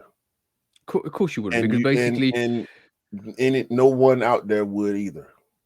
I can't sit here and disagree with you, because like let's just be honest, we put so much hard work and effort into this podcast and all everything we do. If somebody actually started biting from us and biting our ideas, because of we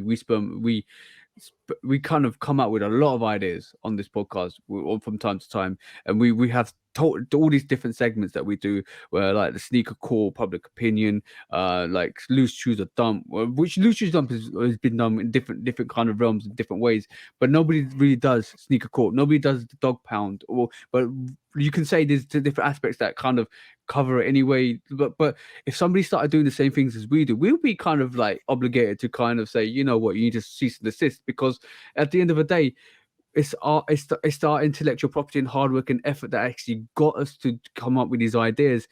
So I can understand, I can understand why they're going after people that have copied their designs. I can understand some of the design aspects are amazing, and a lot of people vibe with them and they want to rock different aspirations of them. But like Nike are all in. Nike can do what they want because that's their design. They own it. They own it. They patented it. They reinforced that patent. They renewed it. So the matter of fact that a lot of people are saying because they've renewed the Air Force One design pattern that they're going after Bape. No, no, no, no. They let Bape slide in the Yeah. early 2000s, and the the massive lesson learned from that is don't let nobody slide on you now. Look, Cool Kai slid too. John Geiger slid for a while. Warren Lotus slid for a while. Yeah, and All the, now all these Nike have woken up. companies, all these companies and entities and different creators, they all slid for a period of time. It's just Bape has been sliding for the longest amount of time. Yo, And Jackie's going up that beanstalk as high as he can, but that sleeping giant is gonna wake up and stomp his ass. That's all I'm saying. and that's exactly what Nike is their giant, and this time Jack ain't gonna win. You know what Yeah, I'm saying? you guys have just woken up that sleeping giant. They've let you slide into everybody's DM for as long as you want, but now they're like, no, I'm taking back that reign. Give me back those DMs. I want that clout. That's all I'm Exactly, saying. bro. Like that, they want that heat. I think they'll be going after a lot more people. Look, watch the next couple of years. They'll be going after more and more people. I don't think they care about how much money the court cases are going to cost them. They've got the financial resource to back their actual actions up anyway. So I just, yo, bro, it's a bad time for anybody that's copied Nike, because even a little bit of that change of that design is gonna knock your brand. Exactly. Yeah. Ooh, that was an interesting subject, bro, because we got another main topic today. It's hashtag burn down the barn, and you've been hearing it from us for the last couple of weeks.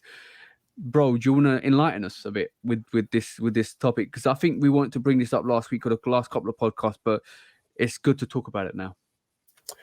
Yeah. So recently, I saw a notification for the official pictures of the Jordan women's Jordan 4 Seafoam. Yeah. And I click the notification, I look at the pictures, and I see in the top of the comment section, the third comment from the top was this guy, Dustin. His comment was, I call these Jordan 4 retro kitchens. Yo. So let me say this. Okay. I did a deep dive on this guy's Twitter feed, and I didn't see anything egregious. Yeah. I didn't see anything racist, anything sexist, anything toxic.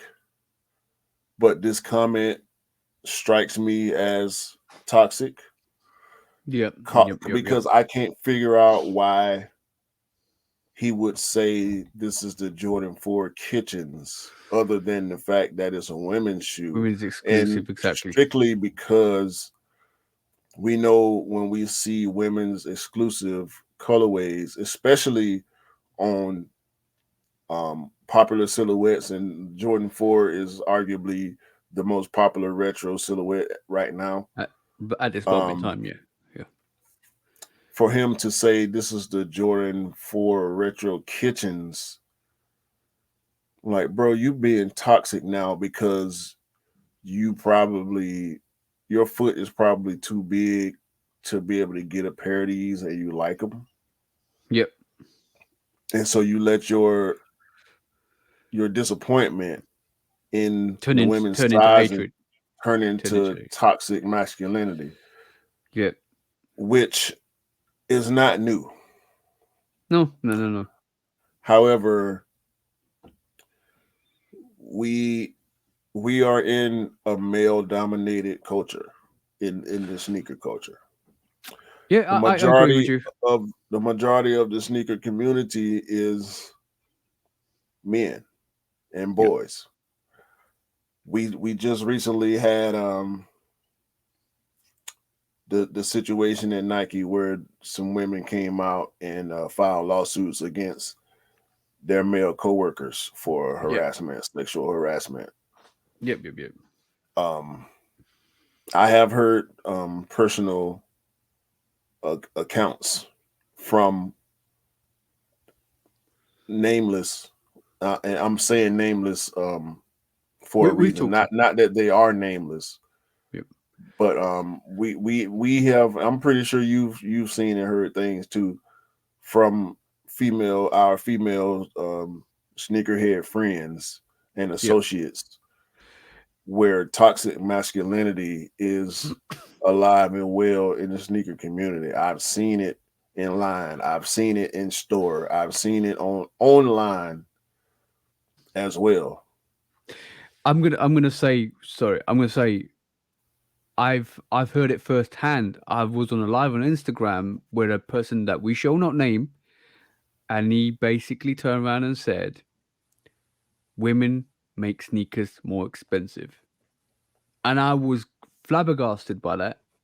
And I'm like, no, hype beasts and people that resell that dictate the price make sneakers expensive, because his analogy of that situation was women will spend whatever much money on sneakers because they want to. No, bro, no. Because they want what to. kind of what kind of backwards thinking is that? I don't understand why somebody in that remit with that amount of followers would say that. Nobody wants to spend. We don't even want to spend retail. We want them to be Yep. less than what they are actually at retail. And you know what? It's really easy. And the whole concept was, you know what? The environment of sneakers was changing. Sneakers were becoming more popular. Sneakers were becoming more of a commodity. And we're talking about the early 2000s, 2018 onwards. When sneakers were starting to pick up in a lot of places around the world as well, because they weren't easier to get. So it was easy to blame the new influx of female sneakers on that, but it's not.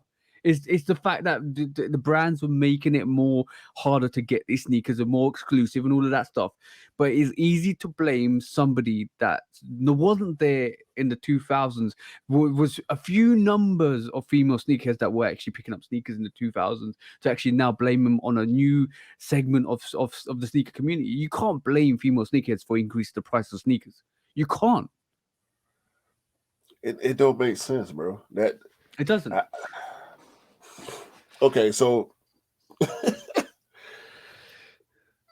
bruh, that to me sounds like the lashing out of a lame, Yeah, of course it does. because you don't have the mental capacity to, one, understand, therefore project and communicate with women in a way that's appealing to them. Yeah, That yeah, that yeah. makes you that makes you a lame. It does. Course it does. Like I just like I'm not. Everybody is as a person at the end of the day, that needs to be respected. Be it if you're a little kid, if you're an adult, be if you're an elderly, be if you whatever gender you are.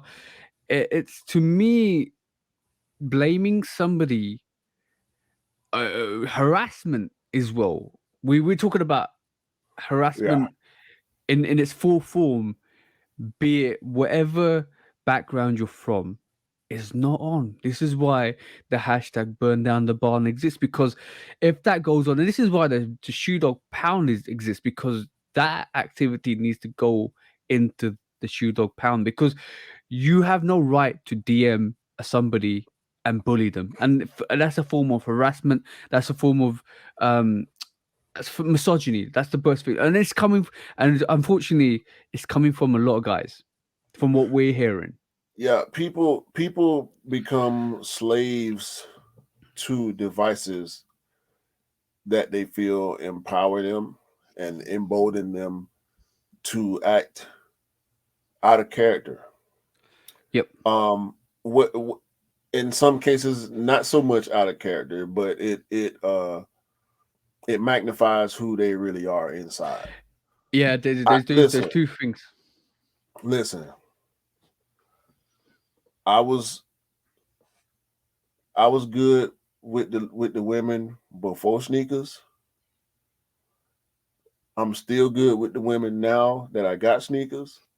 And if all my sneakers, Lord forbid, burn down in a house fire, I'm gonna Burn down the still be barn. good with the women because I'm me.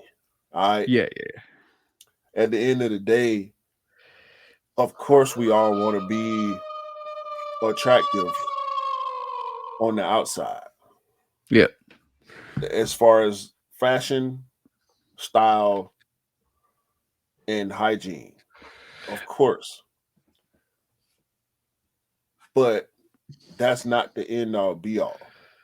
Being the type of person that you are is going to attract or not attract the people that you want to have around you, and also the people that you want to have significant relationships with. Yeah. Yeah. Yeah.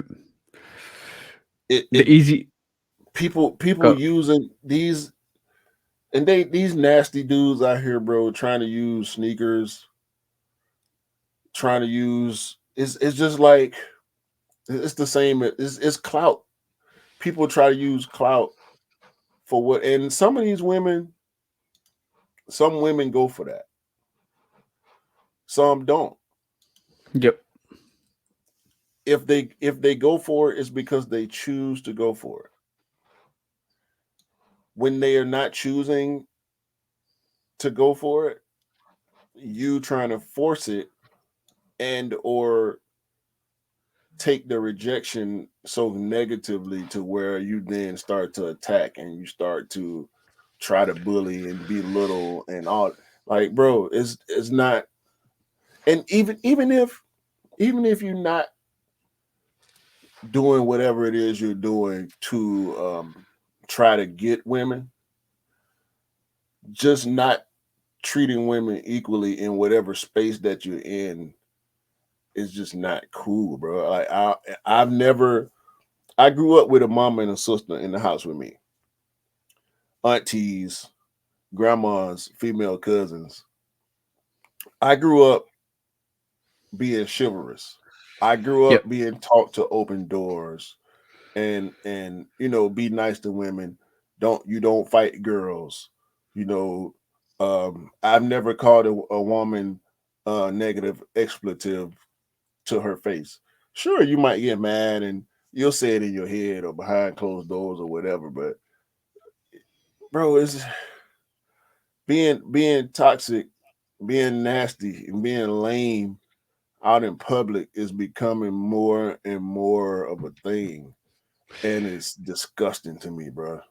Yeah, you know where it's originated from. Like, I'm gonna to give you a prime example of the confidence that people bring into the reality of the world now, because they were so used people so used to sitting behind the keyboards and typing up and saying stuff and like kind of getting that confidence. Now they think it's okay to actually do it in the real world. The real world will slap you back down to the hard concrete and make and bury you if you're not careful, because at the end of the day, not a lot of people will tolerate that kind of harassment, and the harassment doesn't belong in any forms of community. Gatekeeping, harassment, and any forms of abuse do not belong in the sneaker community or any community whatsoever. If you think somebody, be it any gender, be it male, female, any gender, right? If you feel that the opposite gender doesn't deserve something because of their gender, then you really need to check yourself and correct yourself, because everybody has a right to whatever they want to do. You cannot, like we said, you cannot tell people what to do and how to do it. You can't slide into people's DMs because of this clout and that clout, and you got this clout and you want to use that clout for your own mischievous kinds of ways. You can't do that. You got to think of it. You're using power, your power and your influence to abuse people. That's not right, bro, at all, ever in life. Yeah, I've seen and heard accounts of men trying to bully and intimidate women out of their spots in line. Um, I've seen women be afraid to even want to be in line for those same reasons. Um, I got a wife, bro. My wife has going to line up without me, and thankfully, the few times that she did, I had my brother or Yeah. Retro Rick was there, and they looked out for her. Mm, Unknowingly to other people in line because of the fairness that we like to practice. She was yep. in whatever spot she was in. Um, Rod was there. Rod saw her. Rick saw her. Offered her, you want to come up here, and she go, nah. Um, this is where I'm at in line. This is where I'm Yep. gonna be in line. Yep. Yep. This is one of the main reasons why well, our platform is straight to the toe on Instagram has got that kind of aspect to introducing new female sneakerheads, having that discussion. I've met a lot of amazing female sneakerheads. I try and Yeah, help them up as much as possible as well. Especially with men releases, obviously every other sneaker is a male's release sneaker. So I try to help them as much as possible, give them as advice much as possible, give them that positive energy, make this space open for them to come into and talk. I've met a couple of them. They're amazing people. So a lot of female sneakers I'm talking about have actually come to my aid in certain circumstances because of the scenarios that I've actually been in over the last 5 years. So from that aspect alone, I have so much respect for anybody that has that positive drive and that attitude and that narrative to kind of make that change in open spaces for people. That's what this platform's about. That's what our platform's about. yeah. In general, and we haven't had a guest on in a while, but when we were frequently. I think at one point we was having a guest like every other show. That's why we made sure we wanted to have Sneaks. Shout out to her. We wanted to have Jenny. Shout out to her. It wasn't about because they're women. No, It's not about pandering. you know what It's it is. about inclusion. It's about the fact that we communicate with them on a regular basis. We see their Yeah. passion. We Yeah. have conversations with them, and we understand as sneakerheads each other. And Let me as tell human you. beings, we treat them the way that we like to be treated. I'm gonna say one thing to you, right? You said it. You hit the nail on the head. Drop the gender, right? And I know there's an issue with female sneakerheads and smaller size gangs and all smaller size feet and all of that stuff with normal releases. That needs to change. Nike needs to address that. We understand that movement. What I'm all happy for, but drop the gender. What are they, bro? They're fellow sneakerheads. That's it. Exactly. That's it. That's That's all what you it's need to about. know. It doesn't matter what their gender is, bro. They're fellow sneakerheads, and if you don't respect your fellow sneakerheads, then you gotta check yourself and correct Bro, yourself. I wouldn't care if it was a gay man, a gay woman, or a straight woman, straight man. We relate to being sneakerheads. That's the That's passion. That's where the passion comes from. That's what that's it's what all it about. is. That's Yep. what it is. If we happen to have a gay male sneakerhead that related to us and became a part of our immediate group, guess what? At some point they're gonna be on the podcast. Of course they are. Just Why like, not? bro, Nayla Swoosh. Shout out to Nayla Swoosh. She barely speak English, bro. But guess Yeah. what? When I post, she hit the button Yeah. every time. Is it? And I tried to have a conversation with her about the one. It was actually the Oh, Air is she? Max. Is she from France? Yeah. Yeah, she French. Yeah, she's such a lovely person. Like, if she likes everything I post. I try Yeah, to like everything she posts because yeah. she's such an amazing. And the language barrier is so different that she can't understand what I'm trying to say sometimes. And No, yeah, bro. I understand. I tried to have a conversation with her about the Air Max.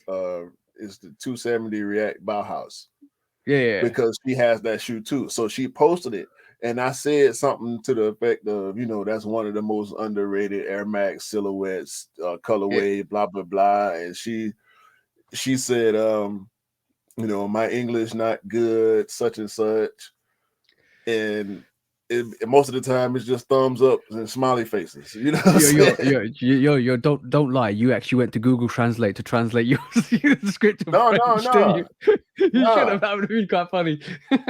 I didn't, but because it was a conversation in the comments. I made a Yeah, yeah, comment and she just sent back thumbs up and smiling emojis. Like she probably didn't understand what I was saying for real. I mean, yeah, you can yeah. translate on Instagram, so there's that. But as far as having deeper conversations, it's No, it's not hard. really gonna happen. It's hard. It's hard. Same thing. Hustlena, shout out to Hustlena, Oh yes, the another sis. She's another amazing. She's female amazing. sneaker. When We you, need to try to get bro, her on. We need to try to get home one day. She's really busy as well. I know she is, and I know she do a lot with fashion and stuff. But she she made a post one day this week, and I hit the like button on it because she doesn't post as frequently as she used to for whatever reason. So Yeah. I liked the post, and next thing you know, I got likes on like my last 15 posts because she hadn't been on Instagram. Yeah, And so yeah, yeah. when she sees that you like her post, she gonna go back and respond and react to everything that you posted, bro, Yeah. because she's just cool like that. Yeah, I talked. I need to reach out to her. I talked to her in regular. I think she's moving. She was moving a lot recently, so she hasn't got consistency. So that's why. But last time I actually talked to her was last year or the year before. No, not on a proper. On a proper. I'm talking, but like likes and stuff like that. She sent me a reel, for Crep Protect, and I was like, okay, cool. Do you want me to edit this for you? And she goes, yeah, yeah, you can. And I just sent her an edit. Sent her an edit. and sent it back to her, and she posted it, which is amazing. But this is what we're talking about: helping excel people. Is helping create and do amazing ideas and keep helping people to excel. This and that's what being true passion for something is not using that passion. So I'm going to say one thing: stop trashing our passion for fashion. Stop trashing it with this monstrosity behavior, this bad behavior. It's Yeah. not on. It's not on at the Also, moment. I want to give a shout out to Jamie Love Sneakers. Jamie is a huge supporter of pretty much everything I do. So I want to shout out Jamie too. She's a member of the Retro Gang. I think she's still a moderator for Rick when he does his Instagram lives and some Yeah. when he goes live on YouTube and stuff. So shout out to Jamie too. Shout out to all the female sneakerheads that support us. Even the ones that we do have conversations and relationships with. We not here for none of that foolishness, Yep. and we're not gonna tolerate it either. I'm not into as bad as I want to. I'm not gonna call out anybody by name or any situations specifically to Hmm. um to protect these people that may not want to put that dirty laundry out there, but our platform will always be open to whoever that we feel we want it to be open to, that's about positivity and people that share the passion with us. Yep. And that's that. Period. Exactly that, bro. Exactly that, bro. Don't, like I said, don't trash our passion for fashion with your bad behavior. And guys, if you ever are in that, if you are currently being bullied or are currently being harassed, please reach out to somebody that you trust, or please reach out to us, and we'll try and sort it out, because this stuff can't go on. Like in realism terms, that we're so passionate about, yo, bro, we're so passionate about sneakers. We end up at 2 o'clock in the morning talking to each other about this and that on occasions. That's the amount of passion that we bring to this. I wouldn't do half the things I did if I wasn't passionate about it, and I wouldn't do half the things I do now if I wasn't about helping people out as much as possible. And recently the hard work is actually shown some light, which is great, because obviously I was able to do some of this campaign with Offspring, and I know they reached out again for something else, which I'll hopefully tell you about in the future. But it's not all about that. It's about helping others get to the same level or even higher than you are. And it's never about jealousy, never about envy. It's all about helping excel people and help people through the circumstances they are, especially harassment and bullying. That's it, bro. Yeah. When I don't play them games and I don't respect it, I don't tolerate it.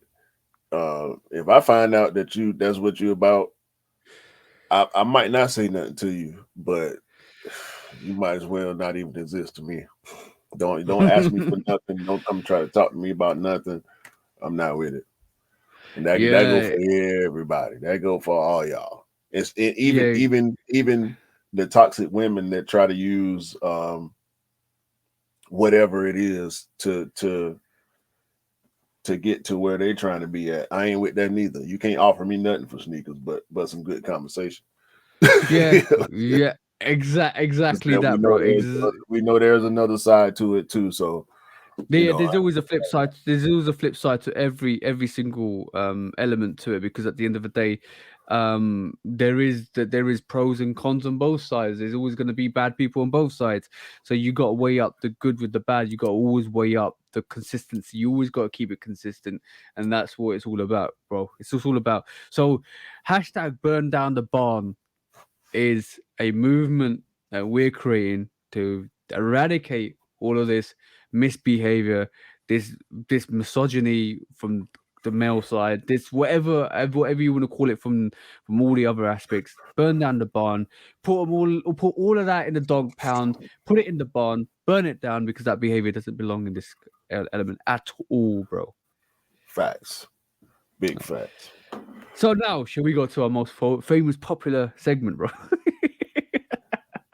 When you got nothing else Let's to go. do. Exactly. When resale is too high. Damn resellers. Order. When hype beats go too far. These damn hype beasts. Order in the court. Order. The back door opens. Guilty. It's time for Order in the court. the sneaker court of public Guilty. opinion.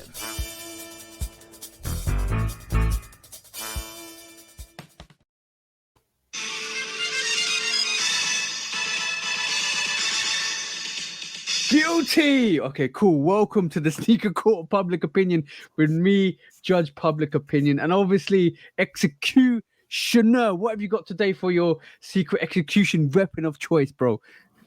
You know what? I forgot.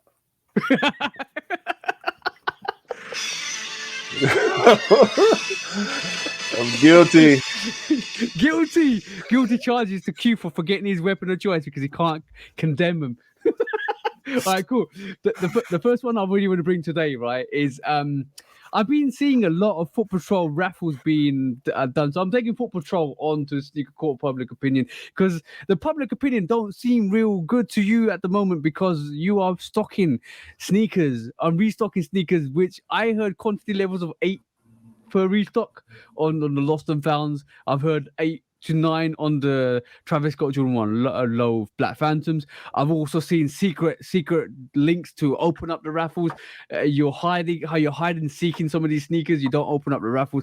I don't know, bro, but it seems very, very. It seems to me like they want more traction on their app. And this is the way that you're doing it. It doesn't seem like it's the legit raffle. Even if it's a legit raffle, the stock numbers don't reflect it from what I'm hearing. And obviously, it's all assumptions. But I'm taking you to court because this is cap, bro. I just feel it's cap. I just feel it's so much cap that it needs to be discussed and taken to court. Because if your stock level is really low, why don't you just do a giveaway? Or a open raffle just dictating the stock numbers, or even first come first serve, or like you could even do something like Exclusive access, or you can do a 100th customer of the day giveaway that they get a chance to get this sneaker. Like, why are you raffling off 5 to 8 sneakers on your app when you got thousands of people trying to get on it and do raffles? That's just pointless. In reality, bro, it's pointless. And then the Black Phantom raffle that they did a couple of weeks back, that was, you had to know how to access the raffle by a link, bro. They went from hiding the raffles in their stories so that you have to click it to open the raffles to have access to not even having the stories anymore, but having links to them. And I had to be honest, I actually showed everybody how to do it because I was like, this is not on. I put it on my TikTok and I let everybody access it because I thought, you know what? I want everybody to have a chance of getting them. Because what's the point of hiding it in a link that some Twitter accounts got that you have to copy and paste it and open? What is going on there, bro? That's cap, bro. Are you actually kind of seconding this segment to the people that know that can actually get the raffle, which, like, i.e., the back door? Is this the new back door that you got? Like, really, seriously, Foot Patrol, I'm putting you on trial here because public opinion right this moment in time ain't looking good for you guys. Really not looking good for you guys. It seems like it's really fishy. It seemed real cap, bro. Like, I mean, if you're only getting 8-10 pairs, or like, I mean, if you're getting single digit pairs, you could come up with a way. As many releases as we get all the time, especially on retros, you can figure something out. Like, you just do first come. Tell people that you ain't got that many. Do Don't, exclusive don't even, access. you know what? I wouldn't even be unhappy if the pairs you had left over you actually gave to influencers that are big influencers to promote, or big influencers to give them like a chance to get it, or even to promote your company. I wouldn't be even unhappy about that because you're being honest about what you did with them. What I'm unhappy about is you hiding those sneakers from everybody. Your stock numbers are so low that like 100,000 people might go in for the sneaker, knowing that their chances of getting that sneaker and tying up their money in their bank accounts is so high that it's no point playing for them. Exactly. Especially when you're doing a pre-charge on your raffles, it's a waste of time. It's a waste of money. People probably, I guarantee you, people have tied up their money, the money that they may have set aside just for this sneaker, thinking that they have a chance to get it on this raffle, and they tie up their bank account, and it's too late for them to get it somewhere else where they could have had a better chance because they believe in your company and your BS practices. That's Yeah, cool. Just do is if you're getting that small amount of pairs, just do exclusive access and get it over with. That'll eliminate creating a bad reputation for yourself. That'll eliminate having lines and commotion around the release. It would just be better in general, and it would keep you out of the court of public opinion. Which is not yeah. good. Exactly. The worst thing about it was them hiding the link to the raffle somewhere that nobody knew. And eventually I got the link from a couple of people on TikTok and on the Twitter accounts. I was able to get the link, which is great because I was able to distribute to the masses that wanted it. A lot of people, and then a lot of people reached out and said, "Oh, you shouldn't be doing that," blah blah blah. And I said, I don't gatekeep. If you want it, you want it. You want to go in it for it. You want to go in for it. Stock levels were really low, obviously. But from them going to just issuing a normal raffle, and they did this with the lost and founds earlier this year. They did it with the lost and founds, bro. And then last year, I mean, you had to go and look for the lost and found raffle to actually apply for it.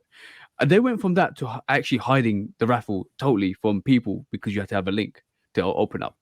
So, bro, if this is not cap on cap on cap on cap that deserves to be eradicated, I can't see a better. Your opinion in the public eye at the moment is bad for your raffles. Nobody likes your raffles. Let's just be honest. Everybody thinks they're gonna take an L on your raffles. Let's be honest, because that's that bad. Because they don't trust the process anymore. So either you fix up or you lose out. That's what I'm saying. So on this sneaker court of public opinion, bro, Foot Patrol, I'm gonna say one word to you guys. Guilty, because your bad reputation is preceding you at this moment in time. Fix up or lose out. Horrible. What's their judgment, bro? What's their judgment? What do you want to give them? I think they need to just not be able to get certain pairs. They should not have access to Travis Scott's or Lost and Founds or any other hype collab or hype retros that come around. They just shouldn't have access to them if they're gonna do this type of stuff because it's not fair. Ironically, the way things are moving with Nike going direct to customer a lot more, that could potentially happen. And ironically, I know Foot Patrol's linked with JD, Size is linked with JD. So I know that could potentially happen, bro. Because as soon as you switch it from direct to customer, these are the first companies that will end up losing out. You know what makes that even worse? JD Sports and Finish Line in the US don't do raffles. They do exclusive access. All right, swiftly moving on. We're not going to talk about it because we're going to probably end up talking about it for a long time. What is your second court case on the docket? Because I know you want to bring this up. So, along the same lines, we want to take now Foot Locker to court This is from Samir L at the Foot Locker support. This is an email that was sent to a customer. Thank you for reaching us back. Your account was shut down due to a breach of the terms and conditions of the Flex program. We are now obligated, we are not obligated to provide any further details, and the decision is final and binding. Due to the nature of our business, I can't read. We We are are not not able. able to provide additional details on our investigation process and methods. Have a great day, they say. Sincerely, Foot Locker. Why did this happen? Because the guy saved up 2 million points and tried to redeem the points for AirPods.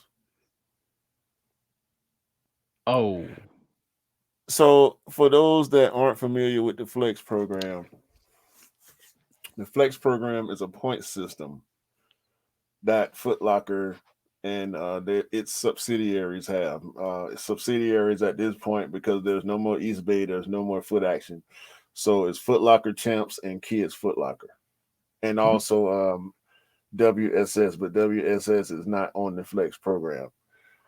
You can use your points for head starts on raffles, meaning you get a better chance than people who don't use head starts of winning the raffles. But there are also discounts that you can cash out your points for, sweepstakes that you can enter using your points.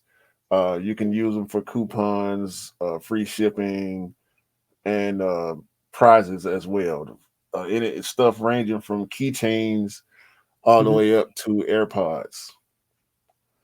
And it seems like because this guy decided to cash out his 2 million points for AirPods, Foot Locker said, "Nope, no AirPods for you. are We're you gonna ban serious? your account." So because he's earned the points. You know, and by the way, that's a lot of money as well. That's a lot of money he's invested Oh into yeah, into Foot Locker. no, Because he got the points. Now and he wants to get the prize. They I've said been no. on the I've been on the Flex program for a couple of years. Let me pull up my account, and I've spent a lot of money with Foot Locker. I'm up to 643,000. No. My points balance is 307,000 in about 2 years. So it is. If you really think about it, on your account alone, you haven't even hit 500,000, and you've been on there 2 years.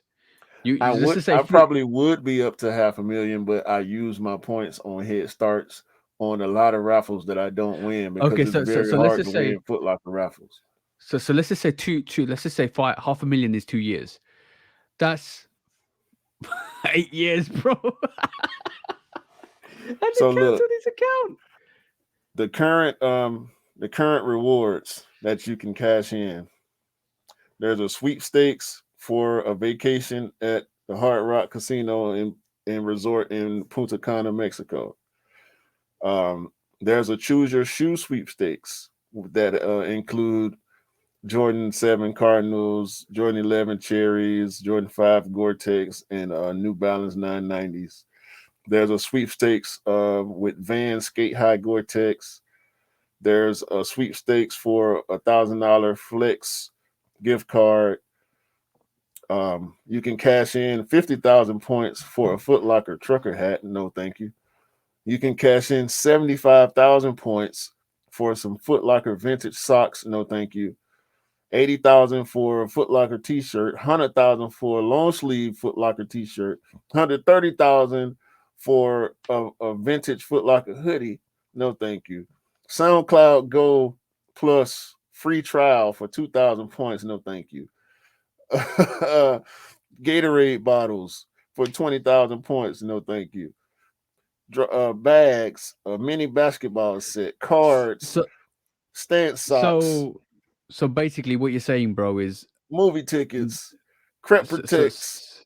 So basically, what you're saying to me, bro, is that's false advertisement. So basically, what you're saying, bro, is it's fraud. That's what it look. And I'm not seeing AirPods on here, but I know I've seen them before. You can cash in. There's a Bluetooth turntable, supposedly, and I'm gonna show y'all this.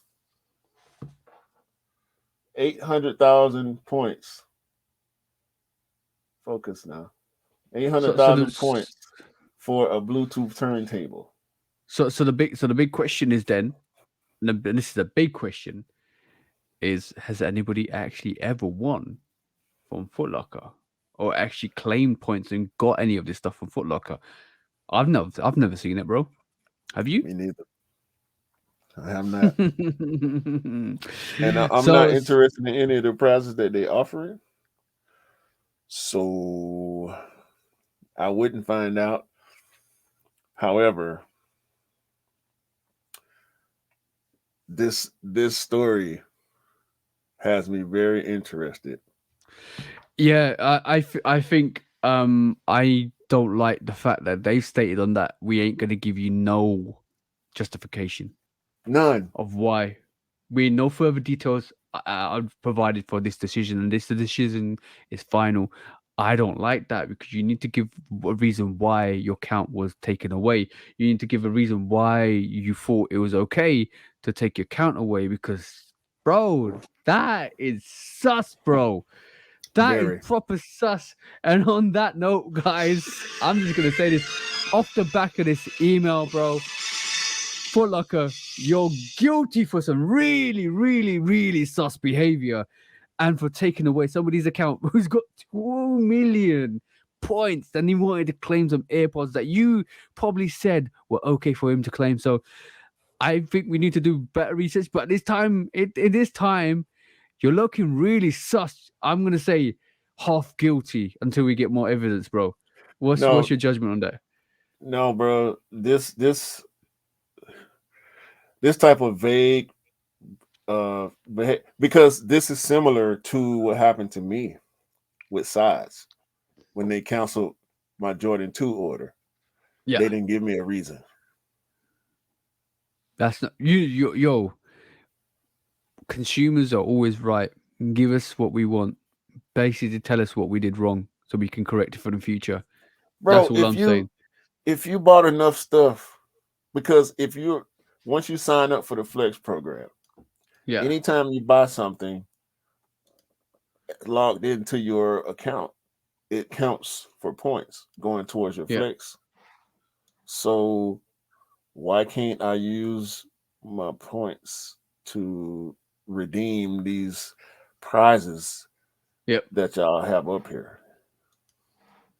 Yo, on just that in total, bro, I can do what Foot Locker does. I can tell you can win a car for 5 million points. Doesn't mean it's gonna be there. That's fraud, bro. That's fraud. You're spending all of this money for points out of necessity to get these points for early access. How do we know early access even is a thing for Foot Locker? That's the question now, bro. So we will find out more research for you guys. I know we got research. For the guy that we had the email last week about the fact that what was that again? Oh no, Ralph Kicks. He reported this story. And by the way, I reached out to Ralph Kicks behind that previous case. He said he just accepted the refund. Yeah. And when I asked him about the email, he never responded. Okay. So that's a bit sus now. So on that, guys, more conclusions will be drawn hopefully next week. We'll do more research, work out what the action, if this is legitimate, because obviously it's easy to doctor an email. Let's just work out if this is legitimate, first of all. This is why I said half guilty, because if this is correct, Foot Locker, you're moving sus out here. Simple as. Very, very sus. Exactly. When resale is too high. Damn resellers. Order. When hype beats go too far. These damn hype beasts. Order in the court. Order. When the back door opens. Guilty. It's time for Order in the court. The sneaker court of public opinion.